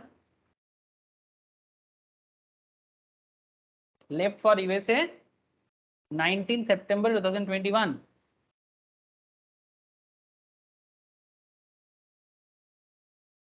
तो प्लीज काउंट सर कितना दिन होता है? 1 अप्रैल 21 टू 19 सितंबर 21 कैसे काउंट करोगे? जिन लोगों को काउंटिंग करना डेट का नहीं आता या फिर भूल गए, ऐसे तो मैं रेजिडेंशियल स्टेटस में काउंटिंग करना सिखा देता हूँ, ठीक है। तो अगर आप लोग डेट काउंटिंग करना डिटेल्स में सीखना चाहते हो तो must go to residential status class या रिवाइज कर लो। बट आपको मैं एक आइडिया दे देता हूँ, ठीक है, रफ आइडिया यहाँ पर दे देता हूँ। अच्छा अप्रैल आपको क्या करना चाहिए से जानते हो? आपको ना इस तरह से, कहाँ दिखाए रफ में दिखा देता हूँ इधर। से फॉर एग्जांपल अप्रैल, मई, जून, जुलाई, अगस्त, सितंबर, ठीक है। चौथा थोड़ा हेल्प करो तो चौथा बताना मुझे, अप्रैल में कितना दिन होगा? 1 अप्रैल को आ रहा है तो पूरा अप्रैल ही रहेगा। अरे अच्छा 30 डेज। मई का 31 31 जून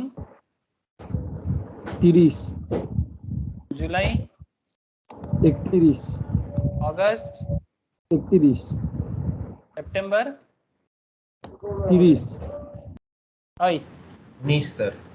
19 सितंबर को जा रहे हैं तो हाँ सर এখানে 19 दिन है। एक बात याद रखिएगा सर, बेसिक्स में लिखा के रखा हूँ मैं नोट्स में, बेसिक्स ऑफ इनकम टैक्स में, day of arrival and day of departure count होगा कि नहीं? হ্যাঁ স্যার হবে। 19, ठीक है, टोटल करो ना, 1 2 3 4 5 150 172 53 और 19 153 और 19 172 डेज, ठीक है। अच्छा और क्या? স্যার বাকি শুধু মার্চের 5 দিন হবে। फिर से वापस आया गया, रिटर्न टू इंडिया अगेन 27 मार्च, मतलब ईयर एंड से 4 दिन पहले, है ना। तो 27 मार्च को वापस आ गया सर, वापस आ गया इंडिया। तो ये डेट भी आपको काउंट कर लेना चाहिए। ये तो था, मार्च में आया, आ गया फिर से, तो उसका भी एक हिसाब देख लेना चाहिए। तो फ्रॉम 27 मार्च 2022 टू 31 मार्च 2022, ये तो ऐसे ही काउंट हो जाता है 5 दिन, 27 से 31, 27 to 31, 5 डेज, और ये हो गया 172 डेज। तो 21-22 का हिसाब खत्म, कितना होता है टोटल? 177, 177। ये 21-22 में मिस चार्ली का हिसाब है इंडिया में। अब देखना आपको, ये है 4 प्रीसीडिंग प्रीवियस ईयर में कितना दिन है। हाँ सर, 4 प्रीसीडिंग प्रीवियस ईयर में कितना दिन है? হবে না স্যার স্যার, আগে প্রথমবার এসছে তো। हाँ ठीक है, लेकिन सर आप एक चीज यहाँ पर देखो, 21-22 आपका प्रीवियस ईयर है ना। तो 21-22 तो आपका प्रीवियस ईयर 21-22 है, करंट प्रीवियस ईयर। तो आपका पिछला 4 साल का जो है 4 प्रीसीडिंग प्रीवियस ईयर का एग्जैक्ट प्रीसीडिंग में क्या आएगा? प्रीवियस ईयर 2021 दिखा दो सर, प्रेजेंटेशन कर दो, जिसका स्टार्टिंग है 1/4/20 से 31 मार्च 21, है ना। फिर आपका आता है previous year 2019-20 starting is 1/4/19 to 31 March 20। फिर आता है आपका 18-19 2018 2019। फिर आता है आपका प्रीवियस ईयर में 2017 2018।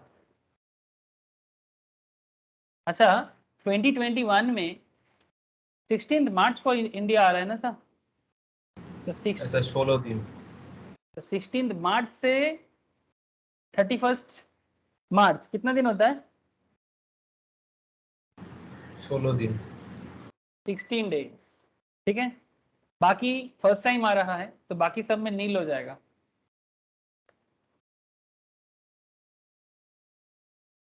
बाकी सब में नील हो जाएगा, है ना सर। 16 डेज कुछ तो निकला, है ना। तो कुल मिला के 16 दिन वो पिछला 4 साल में भारत में रहा, ठीक है। लास्ट 4 साल में वो भारत में रहा है 16 डेज, जहां पर रहना चाहिए था कितना, अगर रेसिडेंट होना है तो 365 डेज। 365, 365 की जगह 16 दिन हुआ है, और इधर 177 ही हुआ है, मतलब 182 होना चाहिए था, 177 हुआ है। तो क्या वो रेसिडेंट हुआ सर? बोलो।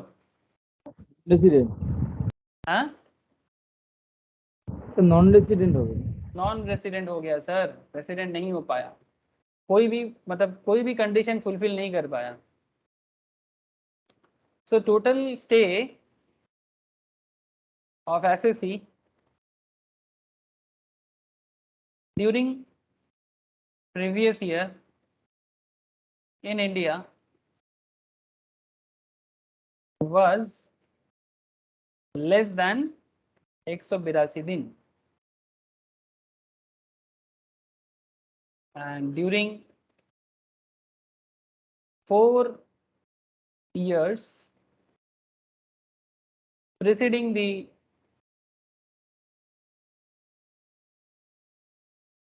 previous year was for 16 days. Therefore non-fulfillment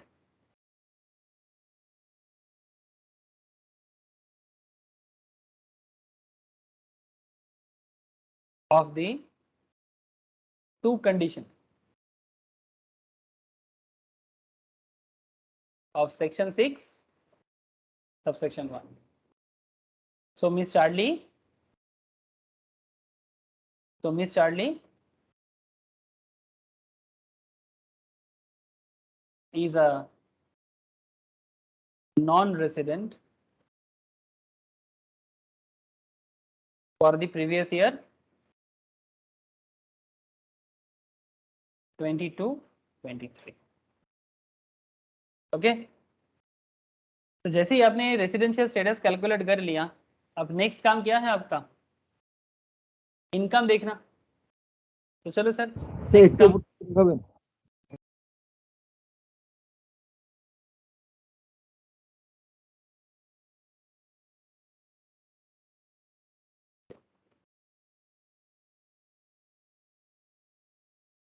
कैसे?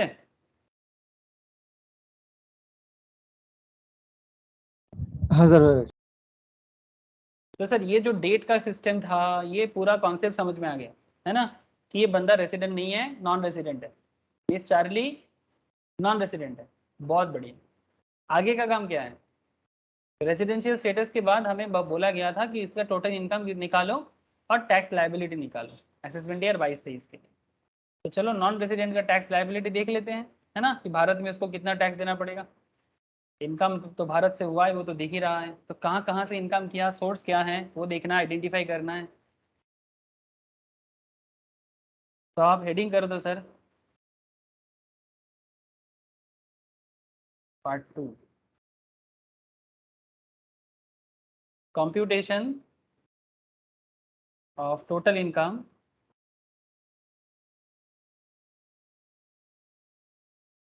फॉर दी असेसमेंट ईयर क्या है 22-23.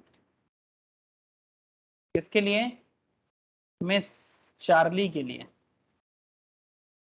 राधे को शादी करके श्याम बन गया सर. ठीक है, राधे को शादी करके श्याम बन गया, मतलब उल्टा हो गया. ऐसे मिस चार्ली तो लड़की है यहाँ पर.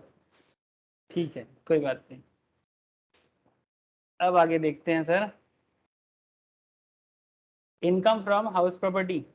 अच्छा, पर्टिकुलर्स दे दो, क्या क्या इनकम किया है, बोलो सर. हाउस प्रॉपर्टी इनकम किया है ना?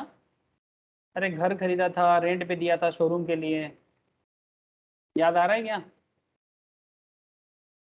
इंडिया में शोरूम परचेस किया मुंबई में 30 अप्रैल को, लीज में दिया, 25,000 का रेंट ले रहा है. हाँ, और शोरूम परचेस करने के लिए लोन भी लिया, जिसका इंटरेस्ट 97,500 का भर भी रहा है. हाँ सर.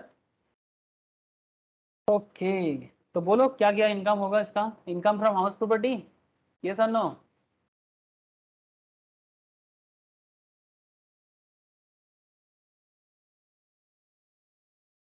Income from HP. तो सर हाउस प्रॉपर्टी इनकम में showroom located in Mumbai, Mumbai नगरिया. हाँ, गाना है सर, बहुत सुंदर एक गाना है हिंदी मूवी का, बोलते 16 है या है बिजुरिया, दिल की नजर, दिल की, भूल गया सर. मुंबई नगरिया, बहुत अच्छा गाना है. एक मूवी था टैक्सी नंबर 9211, बहुत पुराना मूवी है. Showroom located in Mumbai remain on rent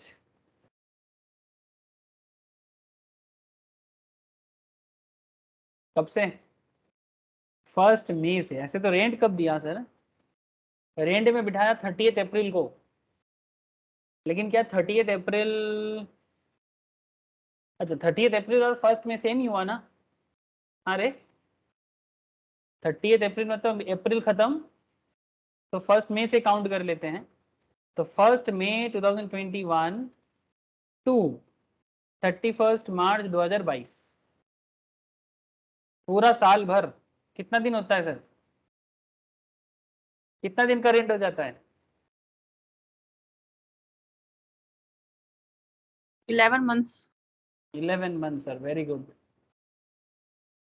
अच्छा, हमारे इस केस में, क्वेश्चन में, हाउस प्रॉपर्टी में जो जीएवी वगैरह कैलकुलेट करना पड़ता है, जो लोग हाउस प्रॉपर्टी चैप्टर ऑलरेडी कर चुके हो दे ऑल नो, तो जीएबी चाहिए। तो अगर हमारे यहाँ पर तो और कुछ इन्फॉर्मेशन अवेलेबल नहीं है ना, मतलब standard rent, municipal rent, fair rent कुछ है नहीं, तो क्या करोगे, एक्चुअल रेंट को ही मान लेंगे ना जीएबी।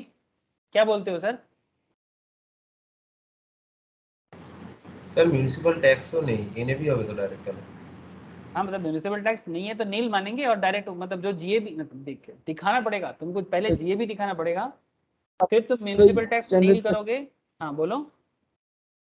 तो जीएबीটা ধরে তারপরে স্যার নীল করে এনএবি দিয়ে তো স্ট্যান্ডার্ড ডিডাকশন করে দিতে হবে। यस यस यस यस वही करना है।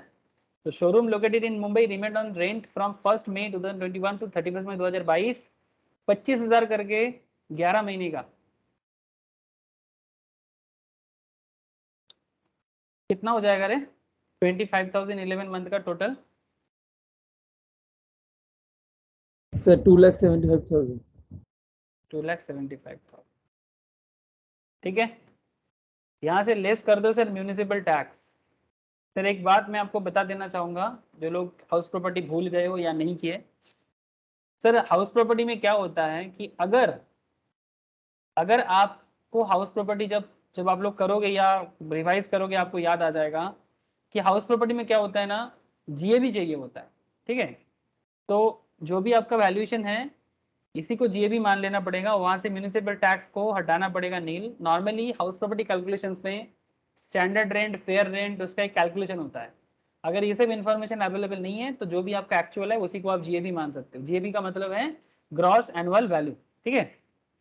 तो दिस इज जीएबी, हाँ जीएवी ग्रॉस एनुअल वैल्यू। यहाँ से म्यूनिसिपल टैक्स को हटा दो तो आपको मिलता है एनएवी नेट एनुअल वैल्यू 2,75,000। यहां से एक स्टैंडर्ड डिडक्शंस ले सकते हो सर आप, section 24 sub section B.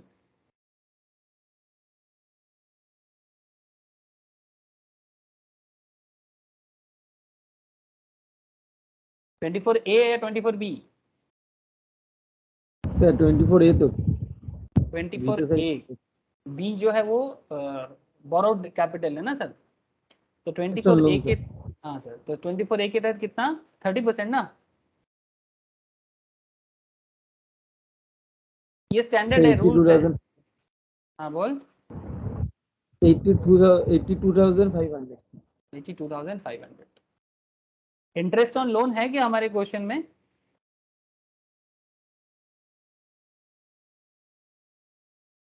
Sir আছে তো মনে হয়। देखो शोरूम परचेस करने के लिए 97,500 का इंटरेस्ट भरा है सर, तो 97,500 जो अप टू 31 मार्च 2022 तक ही भरा है, ये पूरा का पूरा वैल्यूएशन आ जाएगा। लेट आउट प्रॉपर्टी का पूरा लोन अमाउंट आ जाता है, याद रखिएगा। सेल्फ ऑक्युपाइड के केस में मैक्सिमम सेल्फ ऑक्युपाइड प्रॉपर्टी में इंटरेस्ट ऑन लोन कितना आता है? 30,000। 30,000 एक्सटेंड होके 2 लाख भी जा सकता है, भूल गया? হ্যাঁ স্যার তার জন্য স্যার একটা কি যেন কন্ডিশন ছিল। उसके लिए 3 कंडीशन फुलफिल करना पड़ता है। आपको लोन 1,499 के बाद लेना पड़ेगा, आपको घर बनाने के लिए या फ्लैट खरीदने के लिए लोन लेना पड़ेगा, और लोन जिस साल आप ले रहे हो उसके अगला 5 साल के अंदर घर को कंप्लीट करना। रेडी होता है। Yes, construction must be completed within 5 years from the date of loan borrowing. अगर ये तीनों का तीनों कंडीशन फुलफिल करते हो तो आप 30,000 का जो मैक्सिमम इंटरेस्ट ऑन लोन का मतलब डिडक्शन है वो मैक्सिमम 2 लाख तक शिफ्ट हो सकता है, एक्सटेंड हो सकता है। जिन लोगों का हाउस प्रॉपर्टी मिस है अभी भी नहीं किया या बाद में करेगा, उनको बता दो कि हाउस प्रॉपर्टी चैप्टर जब भी करोगे ये फिर से याद हो जाएगा कि क्या चल रहा है। तो 97,500 टोटल करके बताना सर, मतलब बेसिकली 2,75,000 से अब ये दोनों को लेस करो और फिर अमाउंट को आउटर में बताऊं। हाँ 95,000 ठीक है। ये 95,000 क्या हो गया आपका हाउस प्रॉपर्टी, हाँ हाउस प्रॉपर्टी इनकम। चलो बढ़िया है। कुछ और इनकम है क्या? कोई और इनकम है क्या? सर अदर सोर्स আছে। अदर सोर्स है सर। अदर सोर्स में खेल है क्या? हाँ सर, कुछ खेल है। क्या खेल है सर? कभी पेरेंट्स के हस्बैंड से मिला, तो कभी सिस्टर से मिला, हस्बैंड की सिस्टर से, मतलब ननद। हाँ सर, ननद से मिला। ननद बोलते हैं ना सर हम लोग बंगाली में, या हिंदी में ननद बोलते हैं। तो कभी हस्बैंड के सिस्टर से मिला, कभी मतलब सिस्टर इन लॉ, इंग्लिश में बोलते सिस्टर इन लॉ। तो कभी दोस्त के हस्बैंड के दोस्त से मिला, फ्रेंड से। तो बोलो 51,000 का क्या करोगे? 11,000 का क्या करोगे? और 1,72,000 का क्या करोगे? बता दो सर। सर कैश में रहने से 50,000 क्रॉस करने से शायद वो टैक्सेबल हो, पूरा टैक्सेबल हो जाता है। हाँ, तो यहाँ पर क्या बोला है क्वेश्चन में? कैश गिफ्ट ही बोला है सर। CR received. 51,000 তো স্যার ফুল ট্যাক্সেবল হয়ে যাবে, মানে স্যার 11,000টা স্যার ট্যাক্সেবল হবে না স্যার 11,000।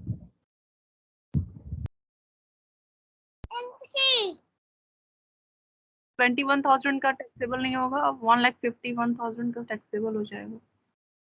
चलिए दोनों को एक साथ काउंट करो।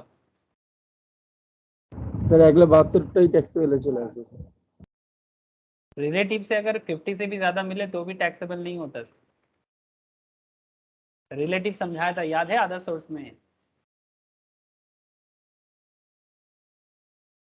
अदर सोर्स चैप्टर में रिसेंट पास्ट में ही करा है आपको, ज्यादा दिन नहीं हुआ।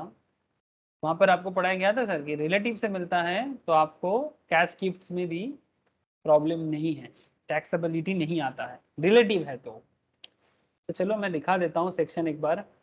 तो हेडिंग कर लो सर, इनकम फ्रॉम। স্যার রিলেটিভের মধ্যে তো শুধু প্যারেন্টসটাই আসবে, বাকি স্যার ক্লোজ ফ্রেন্ড কি রিলেটিভের ভিতরে আসে? सिस्टर आएगा ना? হ্যাঁ মানে ওই ওই দুটোই আসবে, তো নিচেরটা তো স্যার আসছে না। Friend is not relative. Friend is not relative, बाकी तो रिलेटिव होगा ना। तो income from other source, cash gift received from non relative. अगर आप नॉन रिलेटिव से गिफ्ट लेते हो, ये चार्जेबल है, chargeable to tax as per section 56 subsection 2 clause X, मतलब 10। आई होप थोड़ा याद आ रहा है। भूल गए तो फिर से रिवाइज करो other source. If the aggregate value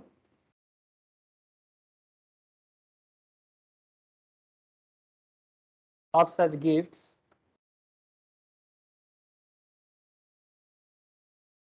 exceeds rupees 51,000, rupees 50,000 sorry. अगर नॉन रिलेटिव से 50,000 से ज्यादा मिलेगा तो पूरा का पूरा अमाउंट टैक्सेबल होगा। बट अगर नॉन रिलेटिव से 50 से कम मिलता है तो नो टैक्सेबिलिटी सर। तो हमारे केस में रुपीज 50,000 रिसीव्ड फ्रॉम, किससे मिला? 50,000 किससे मिला? Parent of husband. 50,000 received from parent of husband would be exempt।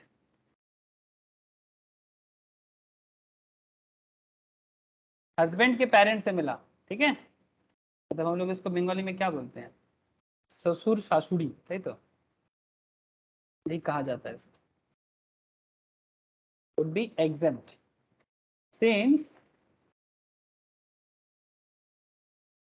parent of husband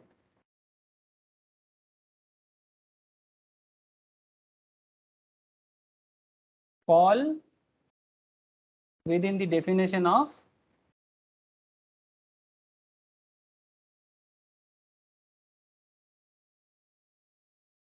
relatives.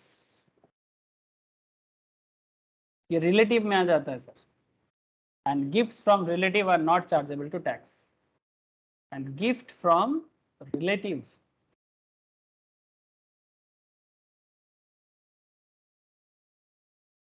not chargeable to tax. तो क्या हो गया सर, ये नील हो गया है ना. This one nil. 50,000 का जो मिल रहा है पेरेंट्स हस्बैंड से, सॉरी हस्बैंड पेरेंट्स से, that is nil. Sorry sir. Okay sir, और कुछ 11,000 मिल रहे हैं किससे?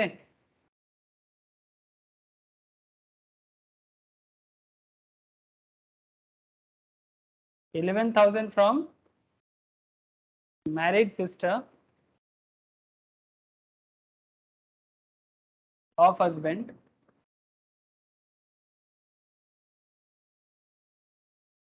is exempt. मैरिड हो नॉन मैरिड हो क्या फर्क पड़ता है? Since sister in law falls within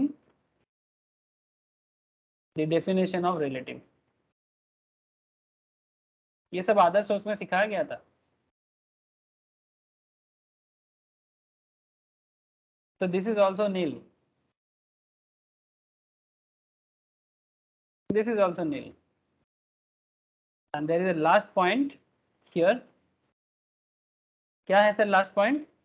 दोस्त से मिल रहा है, फ्रेंड से, husband friend. Gift receive from non relative. Gift from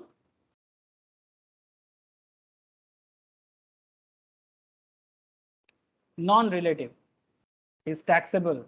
1,51,000 and 21,000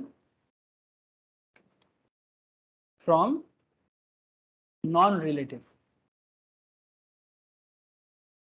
Taxable होता है अंडर सेक्शन 56 सबसेक्शन 2 क्लॉज 10. ठीक है, 1,72,000 का, 1,72,000 का. तो कितना हो जाएगा टोटल इनकम इनका, प्लीज बताइए सर. इधर 95, इधर 1,72,000 टोटल.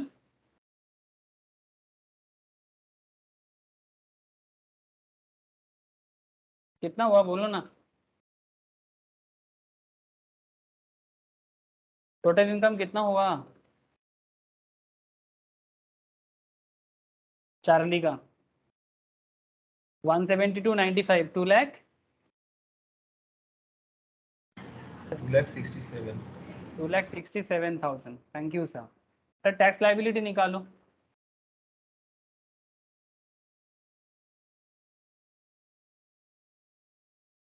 $2,67,000 का tax liability.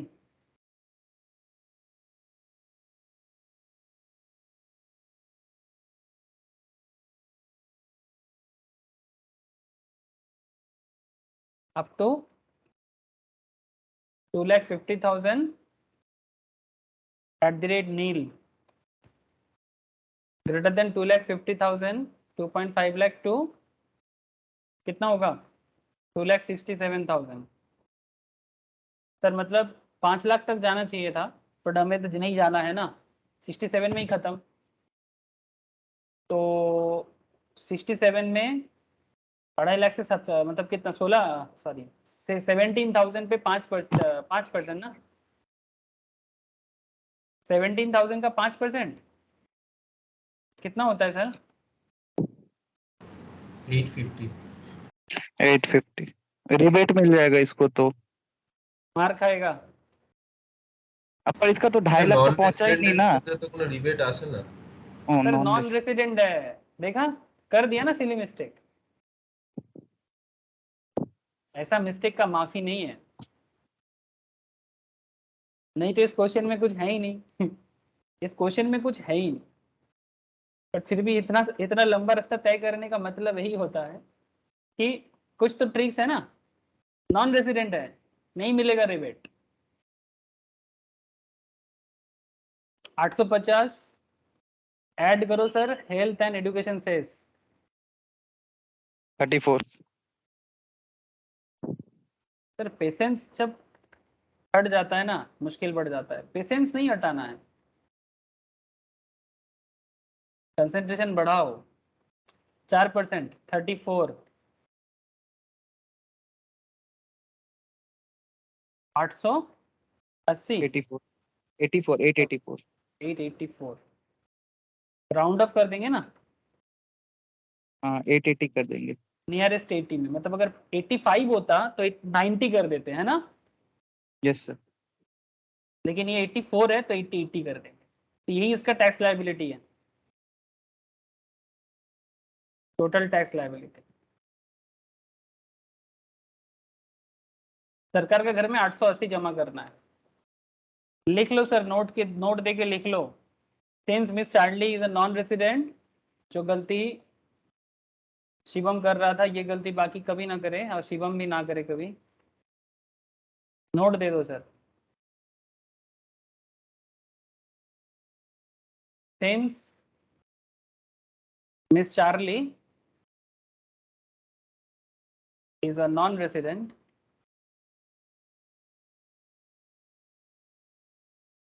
for the assessment year 22-23,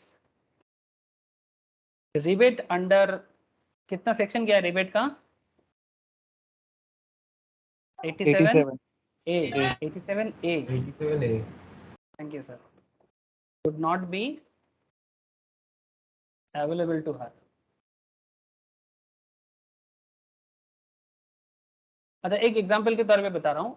अगर अगर इनको रिबेट मिल जाता, मानो कि अगर ये रेसिडेंट होता, ओके, तो कितना रिबेट मिलता? 1250 मिलता है तो उसके अंदर कवर हो जाता ना। 880। 1250 मतलब सर, मैक्सिमम उतना जा सकता पर 12,500 होता है रूल के हिसाब से। 12,500 है, 1250 कहाँ से मिला तुझे? हाँ वही मतलब 12,000। सर 880 পাবে। थैंक यू सर, ये गलती ना करें, ये बेसिक्स में पढ़ाया था सर, भूलना मत। टोटल टैक्स लायबिलिटी इनका 880 है ना, तो रिबेट भी मैक्सिमम यहाँ पर इसको 880 मिलेगा। ठीक है, रूल 12,500 का है, लेकिन आप इसको नेगेटिव में नहीं दे सकते या फिर कैरी फॉरवर्ड नहीं होता। ठीक है, तो 880 आपका लायबिलिटी होता है, तो आप मैक्सिमम 880 रिबेट ले सकते हो। अब इसको 12,500 लिख के फिर कैरी फॉरवर्ड करने का ऐसा कोई सिस्टम नहीं है। नहीं सर वो नहीं कह रहा था, मतलब कह रहे थे कितना मिल सकता है। अब मिल सकता है, लेकिन वही तो मैं पूछा कि इनका लायबिलिटी 880 का है, तो इनको 880 का ही रिबेट मिलेगा, भले ही 87 ने आपको 12,500 तक का छूट देता है। समझे रे? স্যার নোট হবে নোটটা লিখে हाँ हाँ, कौन सा चीज? নোট স্যার যেটা পরে লিখেছি। याद रखिएगा सर, ये रिबेट का कॉन्सेप्ट। हाँ, अगर ये रेसिडेंट होता तो रिबेट मिल जाता इनको, लेकिन 880 ही मिलता, would not be available to her. और ये भी लिख लेना, even though her total income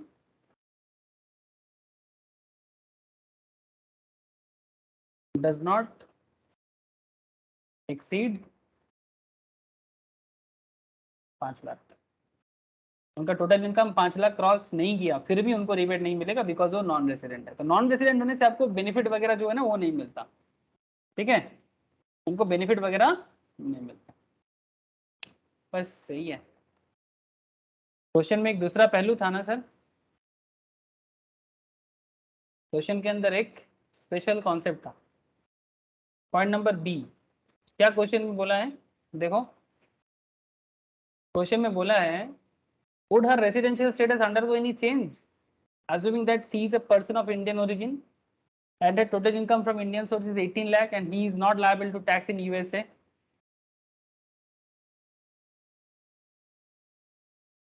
क्या करते सर ऐसे केस में? चलो यहाँ पर एक स्पेशल सेक्शन आएगा, मैं आपको लिखा देता हूँ। चलो पॉइंट बी का आंसर लिखो sir.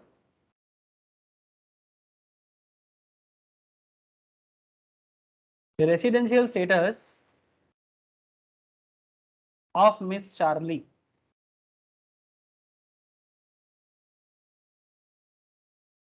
in case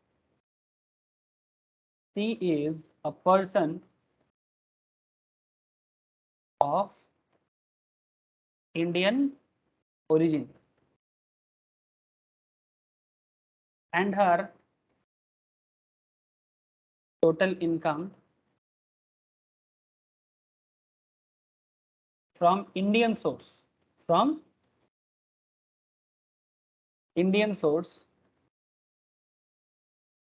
exceed 18 lakh. ठीक है, अगर बात कुछ ऐसा होता तो क्या होता, प्लीज लिखिएगा मेरे साथ साथ।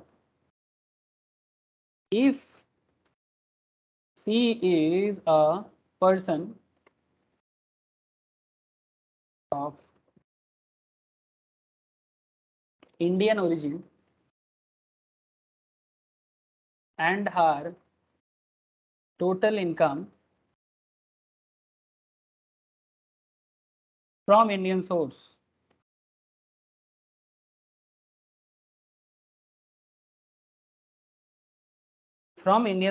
exceeds 15 lakh।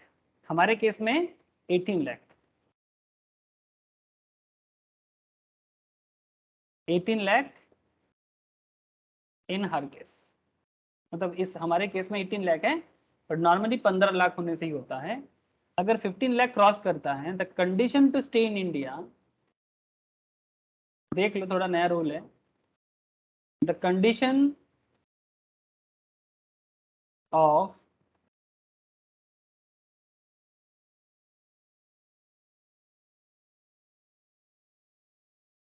Stay in India for a period exceeding 120 days during previous year and 365 days during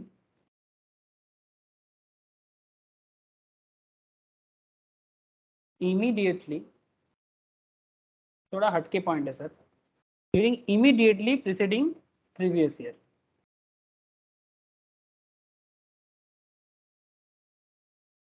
would be applicable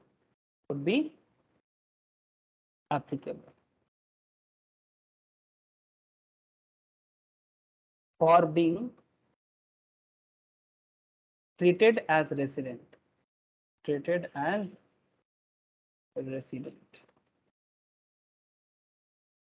since her stay कितना दिन है इंडिया में, 120 दिन से ज्यादा है कि नहीं?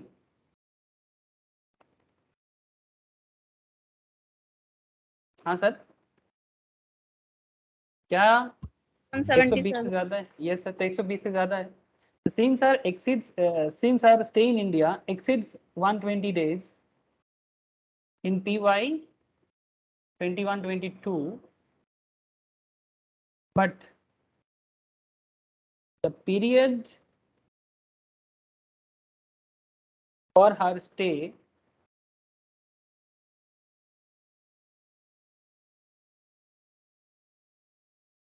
in India during the 4 immediate preceding years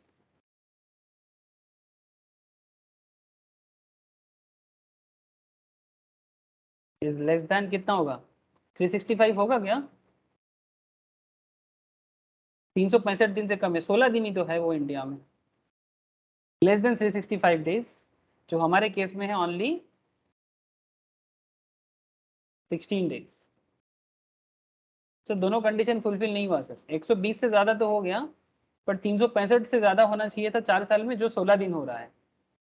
तो क्या हो जाएगा इस केस में, हर residential status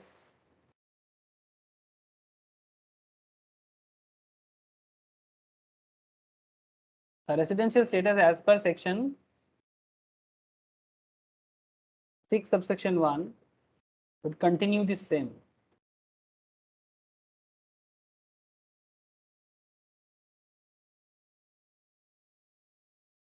That is non-resident. ठीक है, that is non-resident. Further लिख लो, since C is not a citizen of India,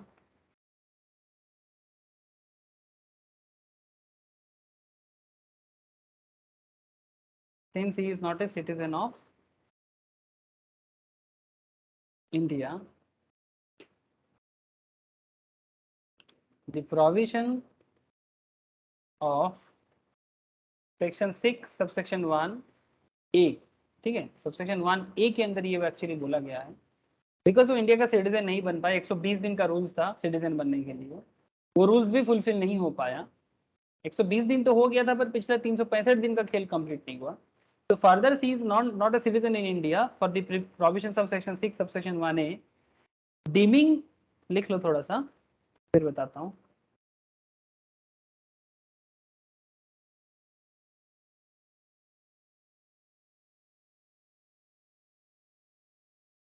dimming मतलब मान लेंगे, dimming an individual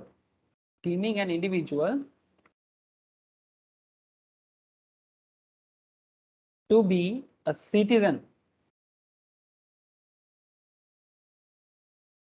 of India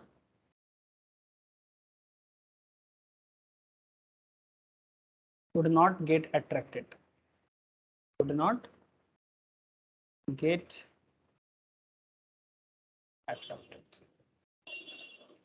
in her case,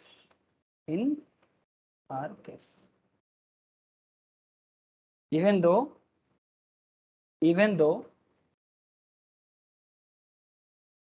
she is a person of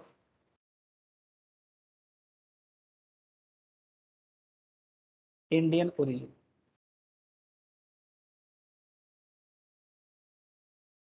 And her total income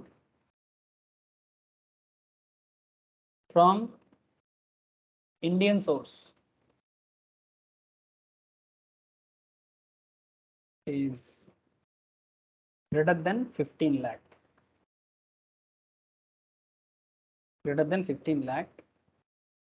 And C is not liable to pay tax in USA.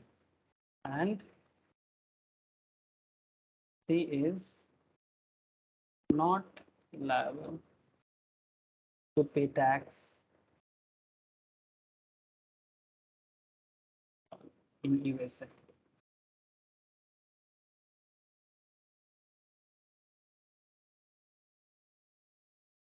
The last conclusion लिख लो, therefore her residential status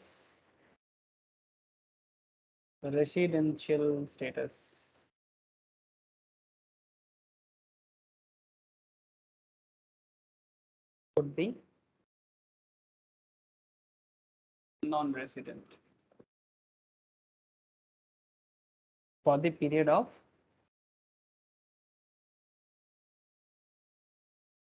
previous year 21-22। थोड़ा सा अलग question था। Question जो था वो basically ऐसा था कि अगर किसी का रेसिडेंशियल स्टेटस चेंज हो जाता है और अगर वो इंडियन ओरिजिन के पर्सन माना जाता है, ठीक है, और अगर उनका इनकम 18 लाख क्रॉस करता है, ठीक है, स्पेशली रूल्स के हिसाब से 15 लाख, और वो यूएस में टैक्स नहीं देते हैं, तो ऐसे लोगों के लिए रेसिडेंशियल काउंट करने के टाइम पे सिटीजनशिप कॉन्सेप्ट आ जाता है सर, और वही मैं आपको यहाँ पर नोट में लिखा दिया थोड़ा सा, ठीक है। हाँ बोल, ঠিক আছে স্যার এইভাবেই রাখুন, एक घंटा ওই যে যেখানে ফার্দার লেখা ছিল, ফার্দার যে প্যারাগ্রাফটা শুরু করেছিলেন বাঁদিকে নিচে, একদম বাঁদিকে নিচে। further since she is not a citizen of India, the provision of section 6 subsection 1A would not get attracted in her case. ये एक स्पेशल था, 15 लाख के ऊपर के इनकम वाले इंडियन ओरिजिन के लिए था।